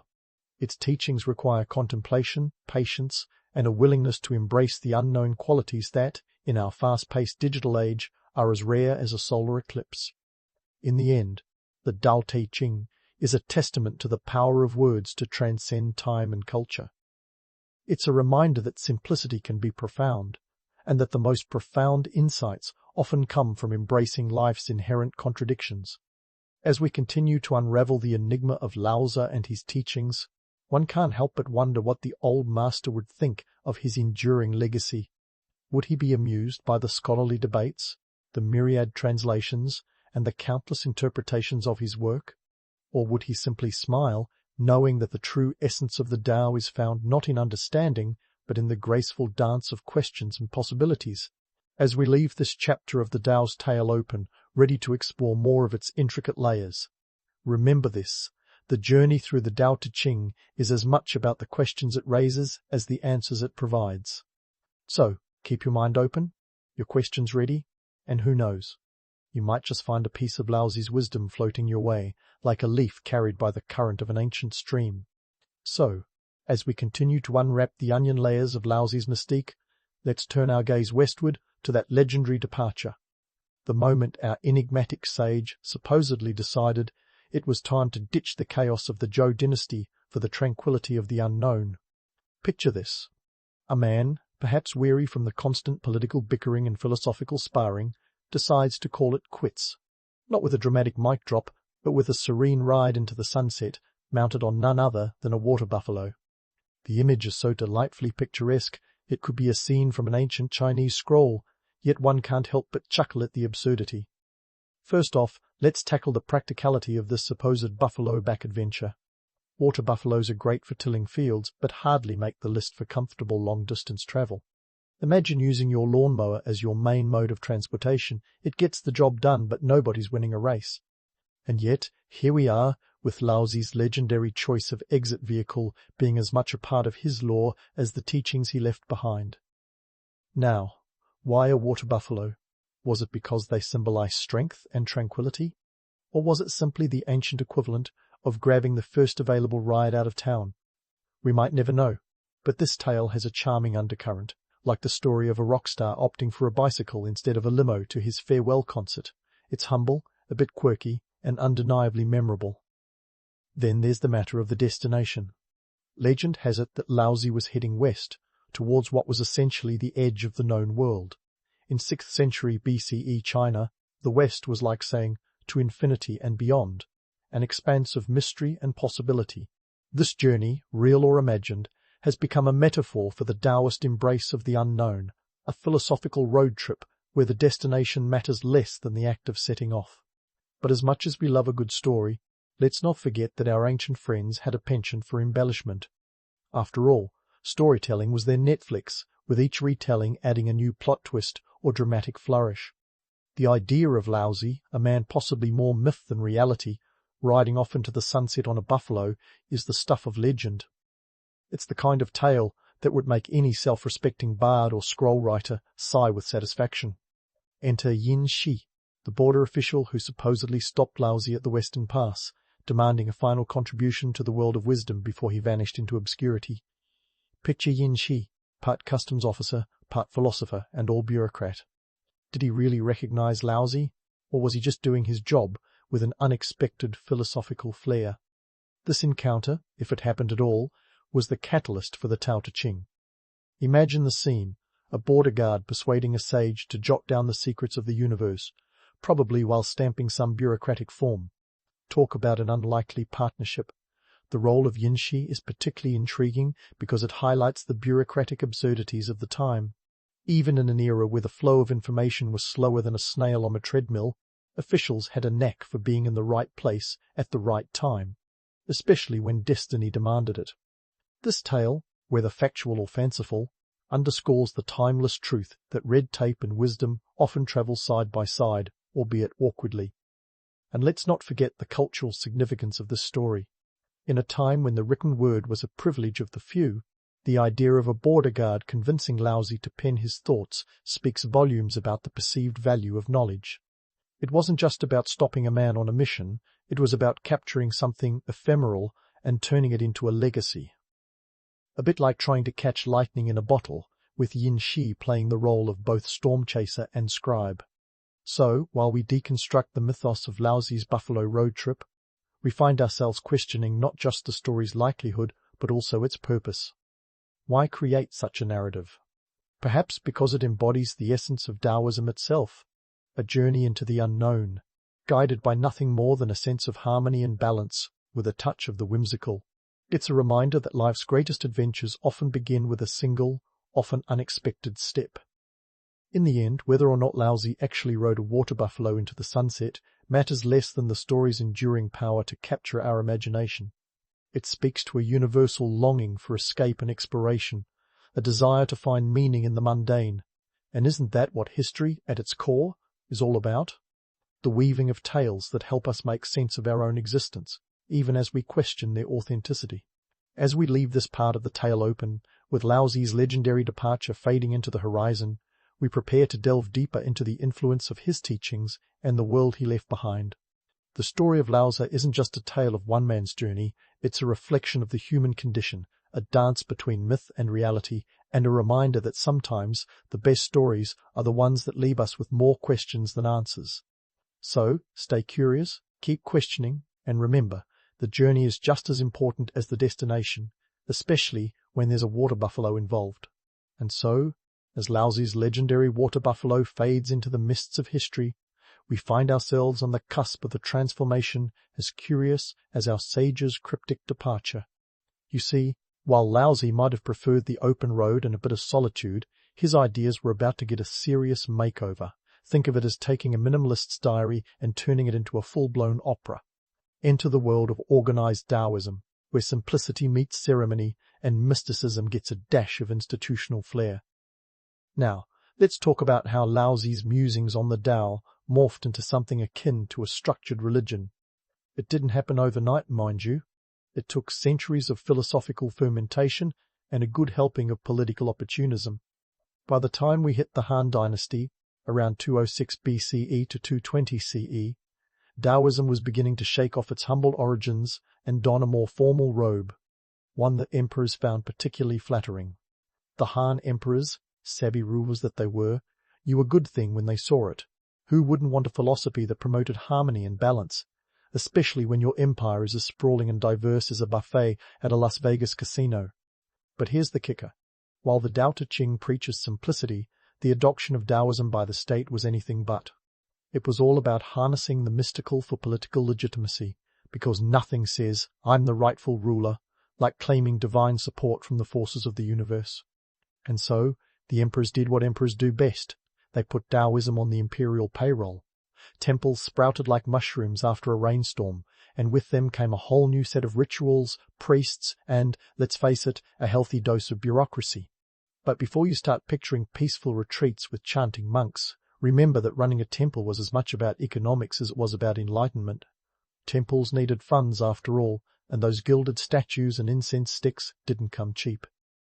Enter temple economics, a fascinating world where spiritual devotion meets hard cash. Temples became centers of not just worship, but also education, medicine, and sometimes even politics. They were the ancient world's answer to the community center, complete with charity drives and the occasional political rally. But keeping them afloat wasn't all incense and chants. It required land, donations, and sometimes a bit of good old-fashioned bartering. In short, Taoist temples were like small businesses with a divine twist, providing services in exchange for offerings, whether in the form of grain, livestock, or a few shiny coins. And here's where the irony really kicks in.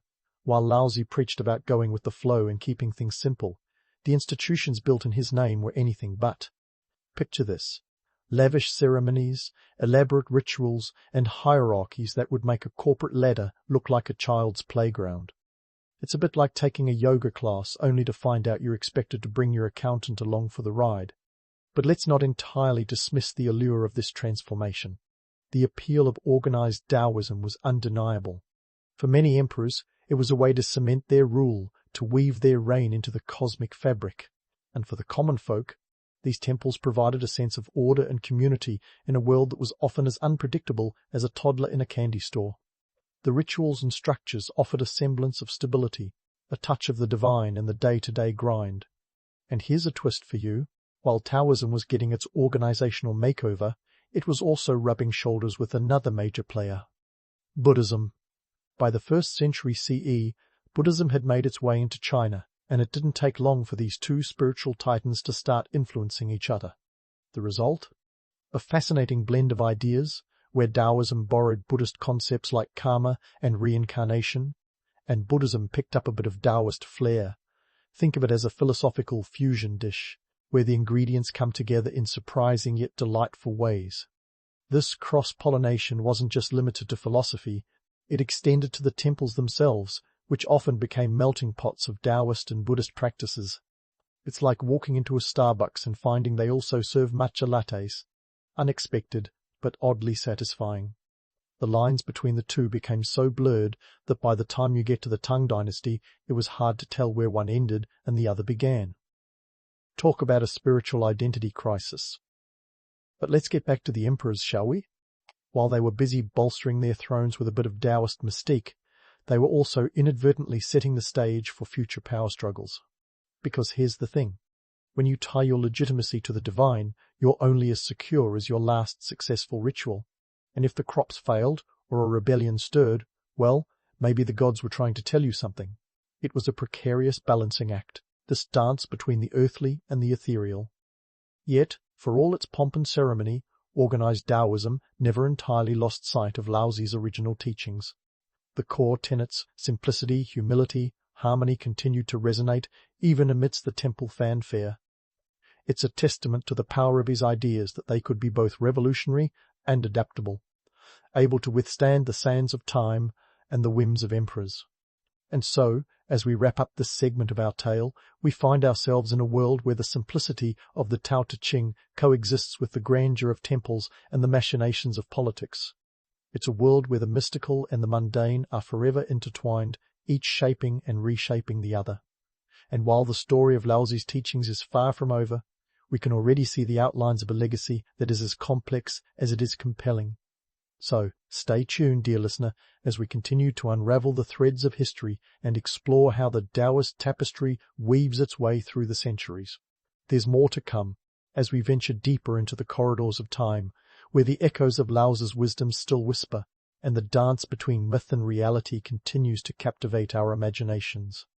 Keep questioning, keep exploring, and remember, in the grand tapestry of history, every thread tells a story. As we venture deeper into the corridors of time, where the echoes of Laozi's wisdom still whisper, and the dance between myth and reality continues to captivate our imaginations. Let's take a leap across continents and centuries to explore how the teachings of an ancient Chinese sage ended up influencing everything from the counterculture movements of the 1960s to modern corporate boardrooms. Yes, that's right.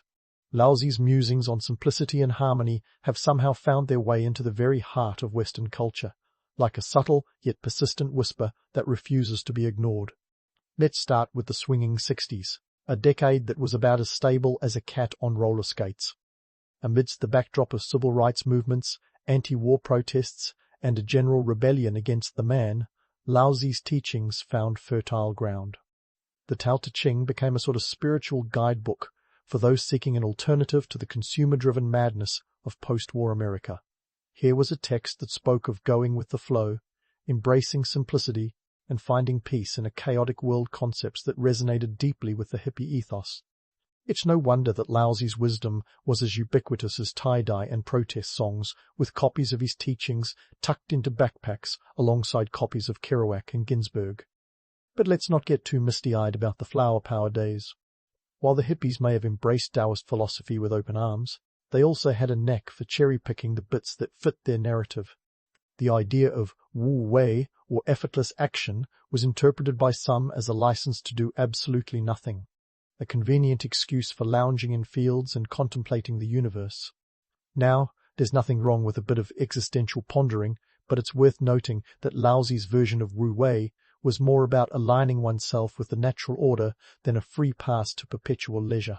Fast forward to today, and you'll find Laozi's principles popping up in the most unlikely of places, the corporate world. That's right, the very bastion of hustle culture, where spreadsheets rule and time is money, has embraced the teachings of a man who rode off into the sunset on a water buffalo. How did this happen? Enter the world of corporate mindfulness, where meditation rooms and wellness programs are as common as board meetings and quarterly reviews. Companies have discovered that a bit of Taoist wisdom can go a long way in reducing stress, boosting productivity, and fostering a more harmonious work environment. After all, a calm employee is a productive employee, and what better way to achieve that Zen-like state than by channeling a bit of ancient Chinese philosophy? It's a delicious irony, isn't it? A philosophy that champions simplicity and detachment from material wealth has become a staple in boardroom strategy sessions. It's like using a feather to carve granite, unlikely but somehow effective. And while the cynics among us might roll their eyes at the commercialization of Laozi's teachings, there's no denying their impact. The fact that a text written over 2 millennia ago continues to influence modern business practices is a testament to its timeless appeal. But let's not ignore the economic motivations behind this spiritual embrace. Mindfulness programs, inspired by Taoist and Buddhist teachings, are big business. The global wellness industry is valued at a staggering $4.5 trillion as of 2018, and corporations are keen to tap into this lucrative market. It's a bit like selling bottled water, taking something that's freely available and packaging it for profit. Yet, for all the commercialism, there's a genuine desire to improve workplace culture, a recognition that perhaps, just perhaps, Laozi was onto something when he advocated for balance and harmony. And while we're on the subject of global fascination, let's talk about Taoism's influence beyond the boardroom. The arts, particularly in the West, have long been captivated by Laozi's teachings. From literature to film, the themes of the Tao Te Ching have been woven into narratives that explore the human condition. Directors like Ang Lee have drawn on Taoist principles to create films that resonate with audiences worldwide, blending the poetic with the philosophical in a way that transcends cultural boundaries. Even in the realm of science, Laozi's ideas have found a foothold. The concept of the Tao, or the underlying order of the universe, has parallels in modern physics, where scientists seek to understand the fundamental laws that govern everything from galaxies to subatomic particles. It's a reminder that the search for knowledge, whether philosophical or scientific, is a journey without end, a quest to unravel the mysteries of existence, one discovery at a time. So, what does all this mean for Laozi's legacy? In a world that often feels more chaotic than ever, his teachings offer a beacon of simplicity and wisdom. They remind us to find balance amidst turmoil, to seek harmony rather than control, and to embrace the unknown with grace. It's a philosophy as relevant today as it was in the Zhou dynasty, speaking to a universal truth that transcends time and culture. And so, as we wrap up our journey through the life and legacy of Laozi, let's take a moment to reflect on the enduring power of his teachings. Laozi may have ridden off into the sunset on a water buffalo, but his wisdom continues to ripple across the globe, touching lives in ways both profound and unexpected. Whether you're a hippie in the 60s, a CEO in a skyscraper, or simply someone seeking a bit of peace in a chaotic world, there's something in the Tao Te Ching for everyone. In the end, Laozi's legacy is a testament to the power of simplicity in a complex world. It's a reminder that sometimes the most profound insights come from looking within rather than without. So, as you go about your day, take a page from Laozi's book, embrace the flow, find your balance, and above all, keep questioning. Because in the grand tapestry of life, it's the journey, not the destination, that truly matters. And who knows? You might just find a bit of Laozi's wisdom floating your way, like a leaf carried by the current of an ancient stream. In the grand tapestry of history, where empires rise and fall like over-ambitious soufflés, the Mughal dynasty stitched its legacy with bricks and mortar. Enter Babur, the dynasty's unlikely founding father, a man with more affinity for gardens than grand palaces. Babur wasn't just the first Mughal emperor, he was essentially the original hipster, obsessed with horticulture long before it was cool. Born in 1483, he had a knack for conquering lands and a penchant for planting trees, especially in his newfound empire, which he entered in 1526. While most conquerors were busy building fortresses, Babur was busy with his green thumb, giving birth to the iconic Shahbagh garden layout. He was that friend who, instead of hosting a barbecue, would invite you over to admire his roses. But let's not kid ourselves. Babur's obsession with gardens wasn't just a whimsical pastime, it was strategic, a way to bring a piece of his beloved Central Asian heritage to the dusty plains of India. His very first garden in Agra, the Aram Bagh, was the predecessor of the Mughal architectural style that would later bloom into full glory. This wasn't about creating a pretty park. This was about sending a message. Babur wanted to assert his dominance in a new territory by showing off the aesthetic sophistication of the Mughals.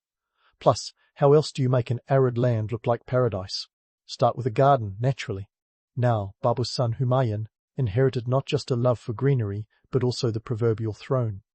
Ah, Humayun, the emperor with architectural ambitions that could rival a reality show, Home Makeover.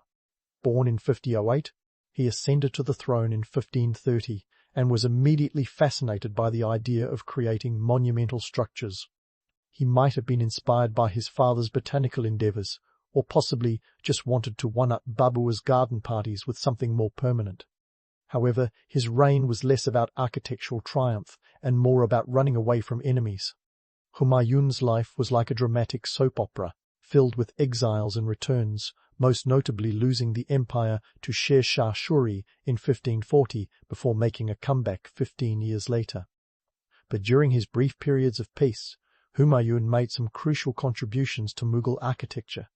He had a vision to blend Persian architectural nuances with local Indian elements, laying the conceptual bricks for what would become a unique Indo-Islamic style. Though his own architectural projects were cut short often by the rather inconvenient matter of political exile, he managed to plant the seeds of what would later flourish into the Taj Mahal and other iconic structures. Humayun was essentially the Steve Jobs of Mughal architecture, providing the vision while others would later execute it. When you consider the economic backdrop, these architectural endeavours weren't just acts of vanity. In the 16th century, the Indian subcontinent was a tapestry of competing empires, each vying for dominance, legitimacy, and, let's face it, bragging rights.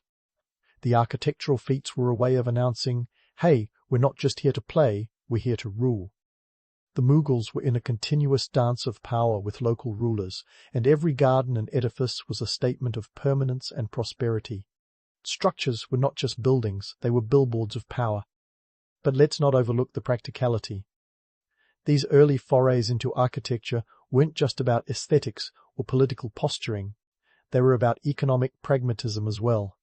Establishing gardens and buildings was a way to stimulate local economies, create jobs, and stabilize the region under Mughal rule. The construction of Aram Bagh, for instance, wasn't just a horticultural escapade, it was a project that required a workforce, materials, and management, all of which contributed to the local economy. In today's terms, these architectural projects were akin to a government stimulus package, but with more marble and fewer bureaucratic hurdles. The tale of Babur and Humayun's architectural beginnings is a blend of romanticism and reality. A story where the quest for beauty intersects with the harsh necessities of empire building. They were not just laying foundations for buildings, they were laying the groundwork for an empire that would become synonymous with architectural grandeur. So, when you stroll through a Mughal garden or gaze upon a majestic dome, remember it all started with Babur's love for flowers and Humayun's ambitious dreams. And while they might not have built the Taj Mahal themselves, they certainly planted the seeds, both literally and metaphorically. Just goes to show, sometimes the cornerstone of greatness is a flower bed and an overactive imagination. And speaking of laying the groundwork, let's talk about Akbar the Great, the Mughal emperor who took the concept of thinking big and ran with it like a kid let loose in a candy store. Akbar wasn't content with just planting seeds, he wanted to cultivate an entire empire of architectural marvels. Born in 1542 and ascending the throne in 1556, Akbar had an insatiable appetite for grandeur, and his pièce de résistance was none other than Fatehpur Sikri. Now, imagine trying to build a new capital city from scratch. Sounds ambitious, right? Well, for Akbar, it was just another Tuesday. Fatehpur Sikri was conceived as a statement of power, a monumental ode to his reign. But let's not sugarcoat it. This wasn't just about leaving a legacy. It was also about practical politics. You see, Akbar had just secured a decisive victory over the Rajput chieftain Hemu in the Second Battle of Panipat in 1556, and he needed to cement his rule with something more tangible than just a battlefield win. So, Akbar picked a spot about 40 kilometers west of Agra to build his new capital. The site was chosen not just for its strategic location, but also because it had the blessings of Sheikh Salim Chishti, a revered Sufi saint. Legend has it that the saint prophesied the birth of Akbar's heir, and Fatehpur Sikri was built to honour that prophecy. But hold on, let's not get too misty-eyed. While the tale of divine blessings makes for a good story, the truth is that Akbar was as much a pragmatist as he was a visionary. The construction of Fatehpur Sikri was as much about showcasing the emperor's architectural flair as it was about securing the loyalty of the empire's diverse subjects. Between 1569 and 1585, Akbar orchestrated an architectural symphony in red sandstone, blending Islamic, Hindu, and even Persian styles into a harmonious whole. The city was a testament to Akbar's love for syncretism, both in architecture and in governance. From the imposing Buland Darwaza, a 55-metre-high gateway that practically screams, "I have arrived," to the delicate beauty of the Jodabai Palace, Fatehpur Sikri was a mosaic of cultural influences. It was as if Akbar had taken a look at the architectural rulebook and decided to throw it out the window.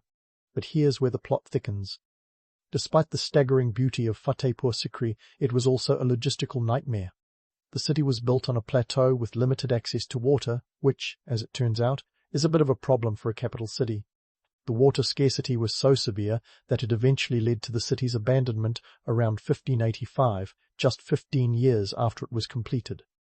Akbar had moved his court back to Agra, leaving Fatehpur Sikri to become the world's most beautiful ghost town. Talk about a plot twist. Fatehpur Sikri, the shimmering jewel in Akbar's crown, turned out to be a cautionary tale about the perils of over-ambition. Yet, even in its abandonment, the city continued to serve its purpose as a testament to the Mughal Empire's architectural prowess. It was as much a monument to Akbar's vision as it was a reminder of the practical limitations that even an emperor must contend with. The construction of Fatehpur Sikri wasn't just an exercise in aesthetic indulgence, it was an economic juggernaut that employed thousands of workers and artisans. This massive workforce was a boon for the local economy, transforming the region into a bustling hub of activity. It was like a Renaissance fair on steroids, with craftsmen and labourers from across the empire flocking to participate in this grand venture. In economic terms, Akbar's project was less about opulence and more about opportunity, providing livelihoods and stimulating trade in the surrounding areas. Yet, the costs were astronomical. Building a city from scratch isn't cheap, and Fatehpur Sikri was no exception. The exact figures are lost to history, but estimates suggest that the project consumed vast resources, straining the empire's finances. Akbar, in his quest for greatness, had essentially thrown a lavish party that the empire's coffers struggled to pay for. It was the Mughal equivalent of maxing out the imperial credit card, a financial gamble that didn't quite pay off. In the end, Fatehpur Sikri stands as a symbol of both the heights of Akbar's ambition and the depths of his pragmatism. It was a city that embodied the Mughal ethos of blending cultural influences, a physical representation of Akbar's attempts to unify the diverse peoples under his rule. But it also serves as a reminder that even the grandest dreams can be undermined by the harsh realities of geography and resource management. So, the next time you find yourself wandering through the hauntingly beautiful ruins of Fatehpur Sikri, remember that you're not just walking through a ghost town. You're walking through a testament to the boundless ambition of a man who dared to dream big, even if the dream was a bit too grand for its own good. Akbar's vision was both a triumph and a cautionary tale, a reminder that while you can build a city on a hill, you should probably check the water supply first. And as the sun sets over the sandstone facades, casting long shadows over the silent courtyards, it's hard not to marvel at the audacity of Akbar's vision, a vision that, despite its ultimate fate, continues to captivate and inspire. As the sun sets over the sandstone facades of Fatehpur Sikri, casting long shadows over the silent courtyards, it's time to pivot to the next chapter in our Mughal saga, Shah Jahan, the emperor who turned architecture into a full-blown art form. If Akbar was the empire's ambitious visionary, Shah Jahan was its artistic virtuoso. Born in 1592, this guy didn't just dabble in building, he made it his life's magnum opus. And what's the crown jewel of his architectural legacy? You guessed it, the Taj Mahal, that marble masterpiece that's as iconic as a rock star and as misunderstood as a celebrity scandal. Let's dive headfirst into the myths swirling around this ivory tower of romanticism. First up, the legend that Shah Jahan built the Taj Mahal as a testament to undying love for his wife Mumtaz Mahal, who died in 1631. Sure, love was probably part of the equation, but let's not be naive here. In the 17th century, when dynastic politics were more tangled than a season finale of a soap opera, building a monument wasn't just a hallmark moment, it was strategic branding. The Taj Mahal, completed in 1648 after 17 years of construction, was a political statement. It was Shah Jahan's way of saying, hey, my empire is not just powerful, it's cultured, refined, and timeless. And what about the price tag? The tales of exorbitant costs that would land any modern leader in a fiscal scandal. Estimates suggest the Taj Mahal cost around 32 million rupees at the time, equivalent to over 1 billion today. But don't clutch your pearls just yet. For Shah Jahan, this was more than an extravagant splurge. It was an investment in his empire's legacy, a project that employed over 20,000 artisans, craftsmen, and labourers. Talk about an economic stimulus plan. The construction brought in artisans from as far as Persia and Central Asia, making it a cultural melting pot long before anyone coined the term. Now, let's debunk another juicy myth. The tale of the second Taj, a black marble twin across the Yamuna River, allegedly planned for Shah Jahan himself. Spoiler alert, it's as real as unicorns. This story likely sprouted from fanciful imaginations rather than historical records. The reality was far less glamorous. By the time the Taj Mahal was completed, Shah Jahan's empire was financially stretched thin, and he spent his final years under house arrest by his own son, Aurangzeb. Not exactly the stuff grandiose twin monuments are made of. Speaking of Aurangzeb, let's not forget the less celebrated masterpieces of Shah Jahan's reign, overshadowed by the Taj Mahal's dazzling allure. The Jama Masjid in Delhi, constructed between 1644 and 1656, is one such gem. It's the largest mosque in India, a sprawling structure of red sandstone and white marble, holding up to 25,000 worshippers. While not as romantically hyped as the Taj, its sheer scale and grandeur speak volumes about Shah Jahan's architectural ambitions. This wasn't just a place of worship, it was a bold statement of the Mughal Empire's might and religious devotion visible from miles around. But let's get real about the logistical chaos of managing these colossal projects. Imagine trying to coordinate thousands of workers without email, phones, or even a decent cup of coffee. The construction sites were like mini-cities, complete with their own economies, supply chains, and a hierarchy of artisans. From stone carvers to inlay specialists, each played a vital role, ensuring that every intricate detail fell into place. The challenges were monumental. transporting massive slabs of marble from the quarries of Makrana over 300 kilometers away required an army of elephants and an intricate network of river routes. It was like trying to move a mountain with a teaspoon, only feasible with meticulous planning and a workforce that probably needed more than a few motivational speeches. But what really adds spice to this historical stew are the stories of human ingenuity and creativity. The builders didn't just slap together some bricks and call it a day. Oh no, they crafted optical illusions within the Taj Mahal's architecture, using linear perspective to make the main dome appear closer or farther away, depending on where you stand. It's like the architects knew people would be Instagramming this place centuries later and wanted to give them something to talk about. And those calligraphic inscriptions on the Taj, they're perfectly proportioned to be read from the ground, demonstrating a level of precision that would make a modern-day engineer weep with envy. Yet, for all its glory and mythos, the Taj Mahal isn't just a monument to love or power, it's a testament to the human condition itself. It encapsulates ambition, beauty, sacrifice, and yes, a touch of hubris. It's the story of an emperor who dared to dream big, and of countless artisans who turned that dream into reality. While the romantic tales give us warm fuzzies, the harsh realities remind us of the grit and grind behind the grandeur. So, next time you gaze upon the Taj's shimmering reflection in the Yamuna River, remember, it's not just a pretty postcard, it's a saga of blood, sweat, and marble. And as we wrap up this chapter, let's not forget the broader economic and political backdrop of Shah Jahan's architectural escapades. The Mughal Empire, at its zenith, was a behemoth of trade and culture, a powerhouse that attracted merchants and scholars from around the world. Yet, maintaining this empire wasn't just about building pretty structures. It required navigating a complex web of alliances, managing a diverse populace, and, yes, occasionally quelling a rebellion or two. Shah Jahan's architectural projects were as much about consolidating power as they were about leaving a legacy. They were symbols of stability in a time of potential upheaval, a way to rally the empire under a shared vision of grandeur. But hold on to your hats, because this story is far from over. There's more to explore in the Mughal world, more secrets to uncover and myths to bust. Stay tuned as we dive deeper into the legacy of the Mughals, peeling back the layers of history to reveal the intricate dance of art, politics, and human ambition that defined an era. As we dive headfirst from the marble splendor of Shah Jahan's Taj Mahal into the austere reign of Aurangzeb, it's akin to swapping champagne for a stiff cup of unsweetened tea. Aurangzeb, the empire's unintentional minimalist, was less about grand gestures and more about pragmatic governance.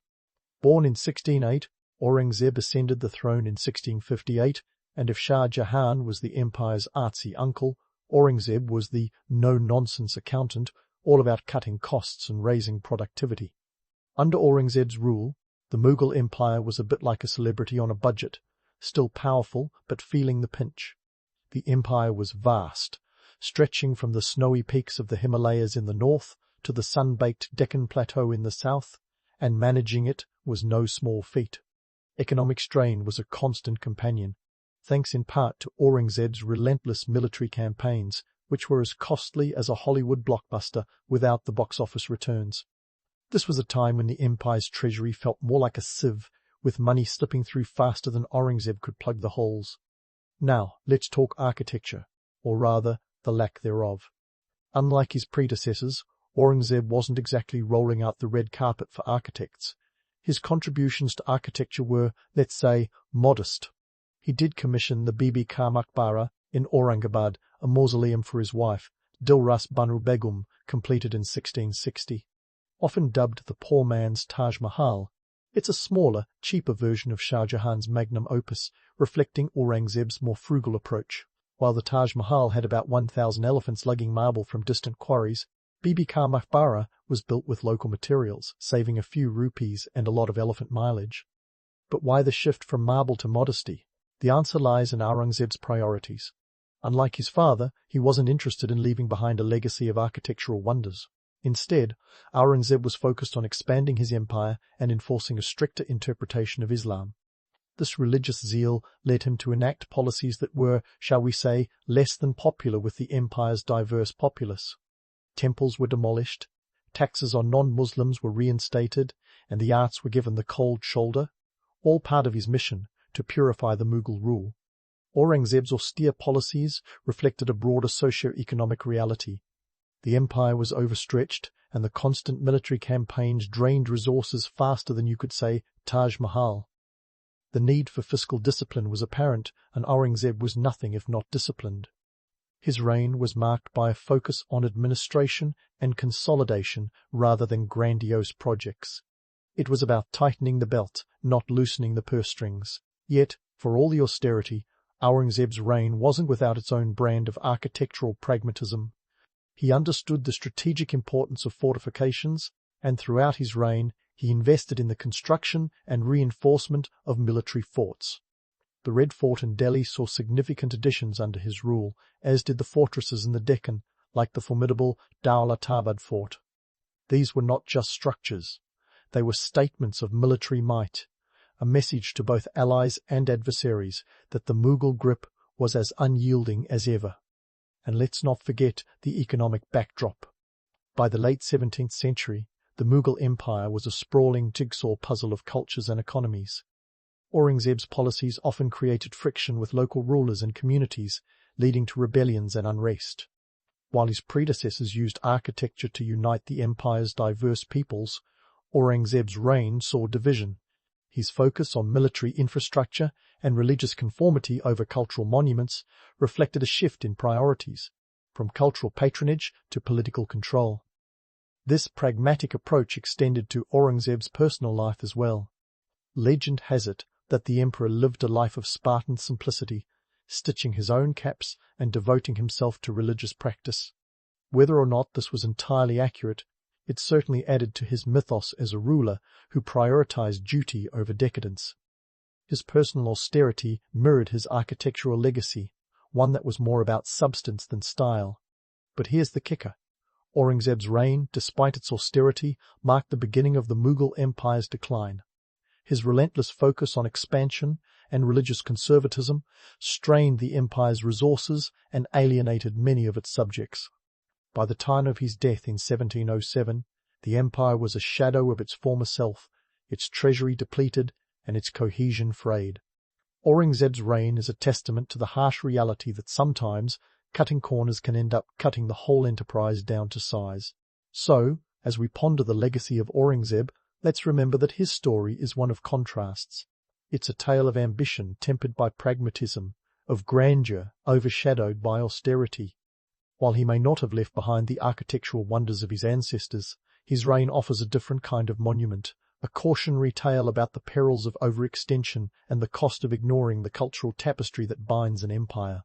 As we prepare to turn the page on Aurangzeb, we're left with more questions than answers. What does it mean to balance power with culture? How do you govern an empire without losing its soul? These are questions that echo through history, and as we continue our journey through the Mughal legacy, they remain as relevant as ever. Stay tuned, because the story of the Mughals is far from over, and the next chapter is just waiting to unfold. As we stand on the brink of wrapping up our whirlwind tour through the Mughal architectural saga, it's time to ponder what these stones and stories mean in the grand scheme of things. Let's face it, Mughal architecture is like the ultimate Instagram influencer, beautiful, influential, and commanding attention centuries after its debut. Yet, unlike the fleeting trends of social media, the Mughal legacy has real staying power. These structures weren't just built to last, they were built to define an era, and that they did with a flair that would put even the most seasoned style icons to shame. Fast forward to today, and Mughal architecture is still the poster child for opulence across South Asia. Take a stroll through any part of the Indian subcontinent, and you're bound to trip over a monument that owes its roots to this illustrious dynasty. The Taj Mahal, Jama Masjid, and Red Fort aren't just relics of a bygone era.